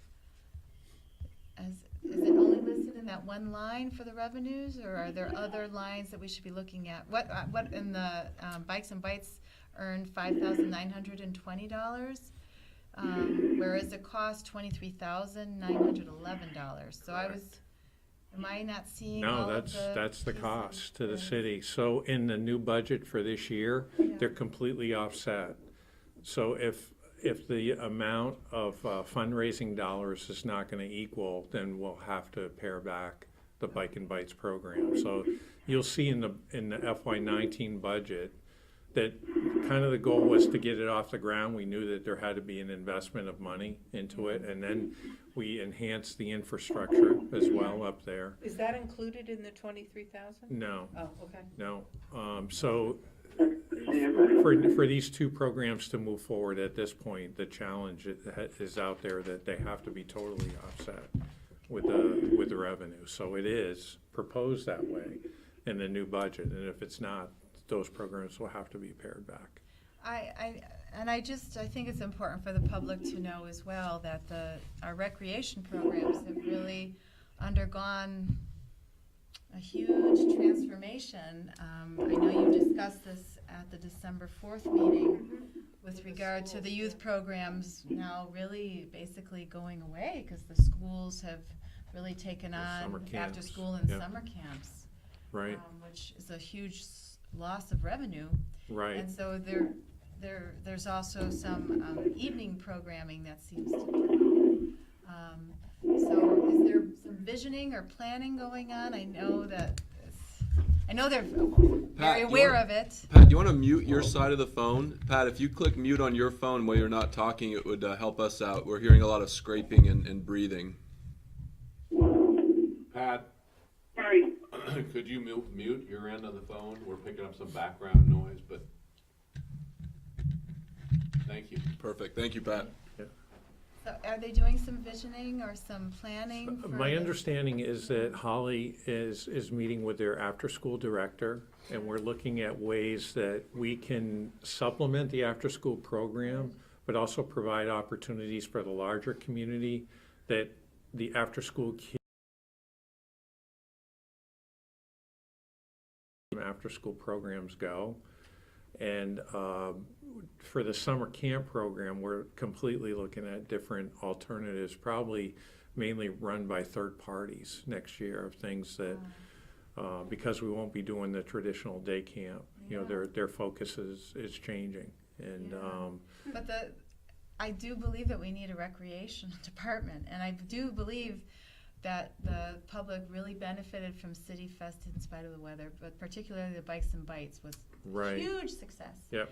And so I don't want to suggest that if it's not, you know, self-sustaining, that we should cut it. We need to find a way for the recreation department to be able to bring in the necessary resources in order to be able to provide Exactly. these events to Yeah. the public. Well, Maggie is working on developing a foundation She is. Yes. She is. to Yeah. offset that, or at least to provide some of the resources to fund some of these things. Yeah. But And to your point, she is Megan, working on it, though. She doesn't Yeah. have a ton of money. Not yet. in some years past, we had enough revenue that we would take in from different programs that were Right. run that would allow us For Sports to Town USA, do a I lot of these remember. special events kinds of things, and that's Right. just not happening anymore. So there's a refocus and a new challenge set there as well. And I know they're working hard on trying to come up with a way that they can find money if need be to help supplement. We too agree that it's an extremely important program, both City Fest and the Bike and Bites.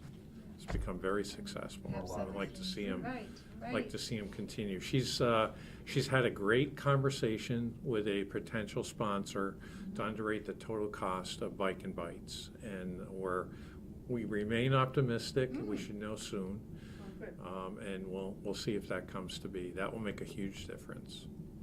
So that's to the tune of about $30,000. And the facilities revenues has really dropped too. Is Yeah. this something we're seeing in other communities where we don't see the rec program, the sports, and the renting out of our fields, or? So much of what's done here, Megan, is with South Burlington leagues and teams that are kind of exempt from the field charge. So we might get a donation from some of the programs.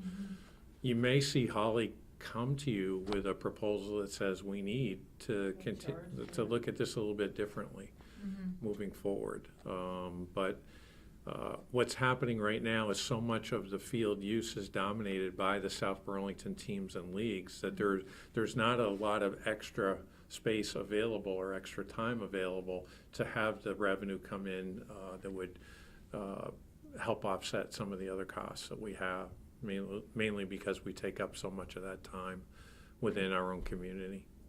And currently, right now, they're exempt, whether it be the school teams or the South Burlington youth leagues. That Is the new South Village soccer field coming online this year? will help. Okay. Yeah, it'll probably be next year, Tom. Be another year. Yeah. All right.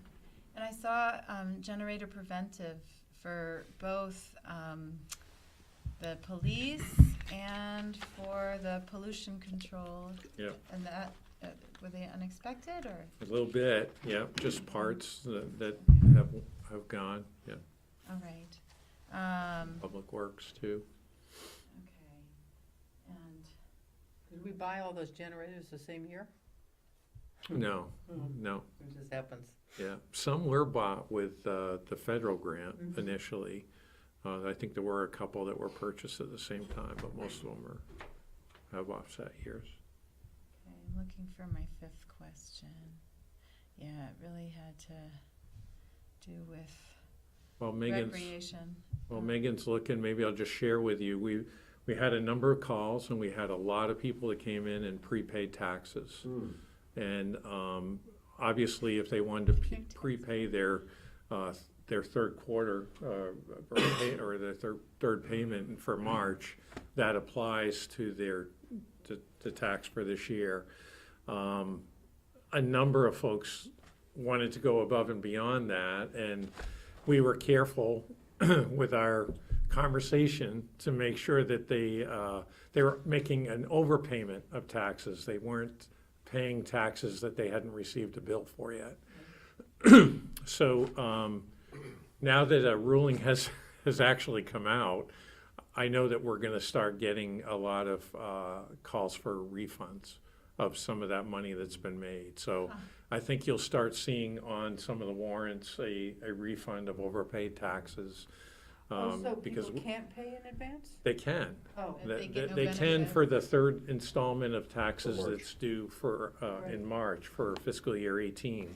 But because they haven't been invoiced yet and received a tax bill for the next fiscal year, the IRS has basically made a ruling that you cannot deduct that from your taxes for this year if you were to prepay Oh, those prepay, taxes. but for March, yes. The March one is okay, Or beyond March. Yeah. but beyond March you But no, cannot. yeah. You haven't been billed for, No, I Yeah. understand that. I had Yeah. this conversation with my husband. He didn't realize that Yeah. he had it taken out of my check. So anyway, I just wanted to give you a heads up on that it was almost like a tax day downstairs on. oh, I bet it was, there was a line? Yeah, on the last few days of the year, but anyway, you'll see some of those coming through, I'm sure. I asked my fifth one in the outset, so we're good. Okay, Thank you. Thank you. I'll follow up on the other so for you. Good questions, thank you. Item 13, consider convening as the South Burlington Liquor Control Board. Last item. I move that we enter into the Liquor Control Board. Do I have a second? Pat, was that a second? Yes. Okay, all in favor, signify by saying aye. Aye. All righty. So we have one license, Vermont Pool and Bar LLC. They're moving from 55 San Remo to 35 Yeah. San Remo. So, any concerns or questions that anyone has about? So I would entertain a motion to approve that license. So moved. Second? Any discussion? All in favor signify by saying aye. Aye. Alrighty. As an aside, does anybody know where Dave's Cosmic Subs actually is? Yeah. Is it in the Blue Mall? It's in the Blue Mall. It is. Do you know what it took over? What space? It's down in the southeast corner. Next to. Yeah. Replay Sports? Replay Sports. Oh, okay, good. I think that's where, Blue Shield Blue Cross had, Maybe it was. you go in and get counseling for signing up for, healthcare, Health Connect, Vermont Health Connect. Okay, item 14, is there any other business to come before the council? Could I just ask Pat a clarification question again? With regard to the dog park path? Pat, are you hearing Megan? She's asking you a question. I tried to not breathe at the wrong time. That's okay. So I missed the December 4th meeting, and I know you discussed dog park locations, and I am curious, the Picard Circle is city property, the road proper. Would the FAA truly have a say over whether or not the city could open a dog park on the circle? I can't answer that for you. Were we to, truly plant grass seed and just put a fence around our, our right of way? Well, if we own the circle in the middle and the roads on it, I would think that would be a question that we would ask Kevin to explore with the airport. Because what I hear is people want something close by, and there isn't residential housing right there, right? No? Well, Is there south of it? south of it, On maybe Airport Parkway? 200 feet. All right. maybe two. How They about, just how took about the one down. Kirby Road extension? We could make a nice rectangle, big run for the dogs. You mean of our right of way? Yeah. Well, it should be a 60-foot right of way, I think. Yeah, that would be a long, straight run. That would be a wonderful run to throw a ball and have a dog run. We'll look at where that, we'll try to get a drawing of that. Okay, It is our road and our right of way, so, in our land, so. all right. And the P card, we can look at that Yeah, we'll too. look at both of those. Yeah, but, Look at that. yeah, the residential's a sensitive spot here. Yeah, I know that we're looking for land we own, but the Kimball Avenue, you know, where we already have access to that land to walk dogs off leash, even with the whale's tails. Oh, out at Tech Park. Yeah. Yeah, it's out at Tech Park. I'm really curious if that's a place to have a talk and, Yeah, See Wait, what I know can be done. Kevin has had conversation in the past, and yeah. there was an unwillingness at the time to formalize it. Yeah. That, you know, he Has Parks and was, Recs looked at this? Is Parks and Rec? at that parcel, yeah. Has the committee like focused on dog park placement and planning? I think Maggie's just getting Setting that up a new committee. committee going, Yeah. yeah. And she'll be staying engaged with that, Right. that piece of things, yeah. That process. Yeah, the issue with Technology Park, because we often run our dogs there, it's not a whole lot of South Burlington people. They come from lots of other places. So, I was only going to make one comment on the Picard Circle area, was that there was a gentleman that, and I believe it was a guy, that had objected to Henry Street being used in a land swap because of his not wanting something close to his home. Right. And we Because he kept his dogs in his yard and didn't want that in his backyard. sure, got it. That to me is an argument. All right, so if there's no other business, I would entertain a motion for adjournment at 9:45 So moved. PM. Second. All in favor, signify by saying aye. Aye. Aye. Thank you. Nice, we're not gonna ring in January 3rd together. No. Thursday. Bye, Pat, see you Thursday. Yep. See you Thursday. Right back here. Here. I'm thinking about buying a hybrid.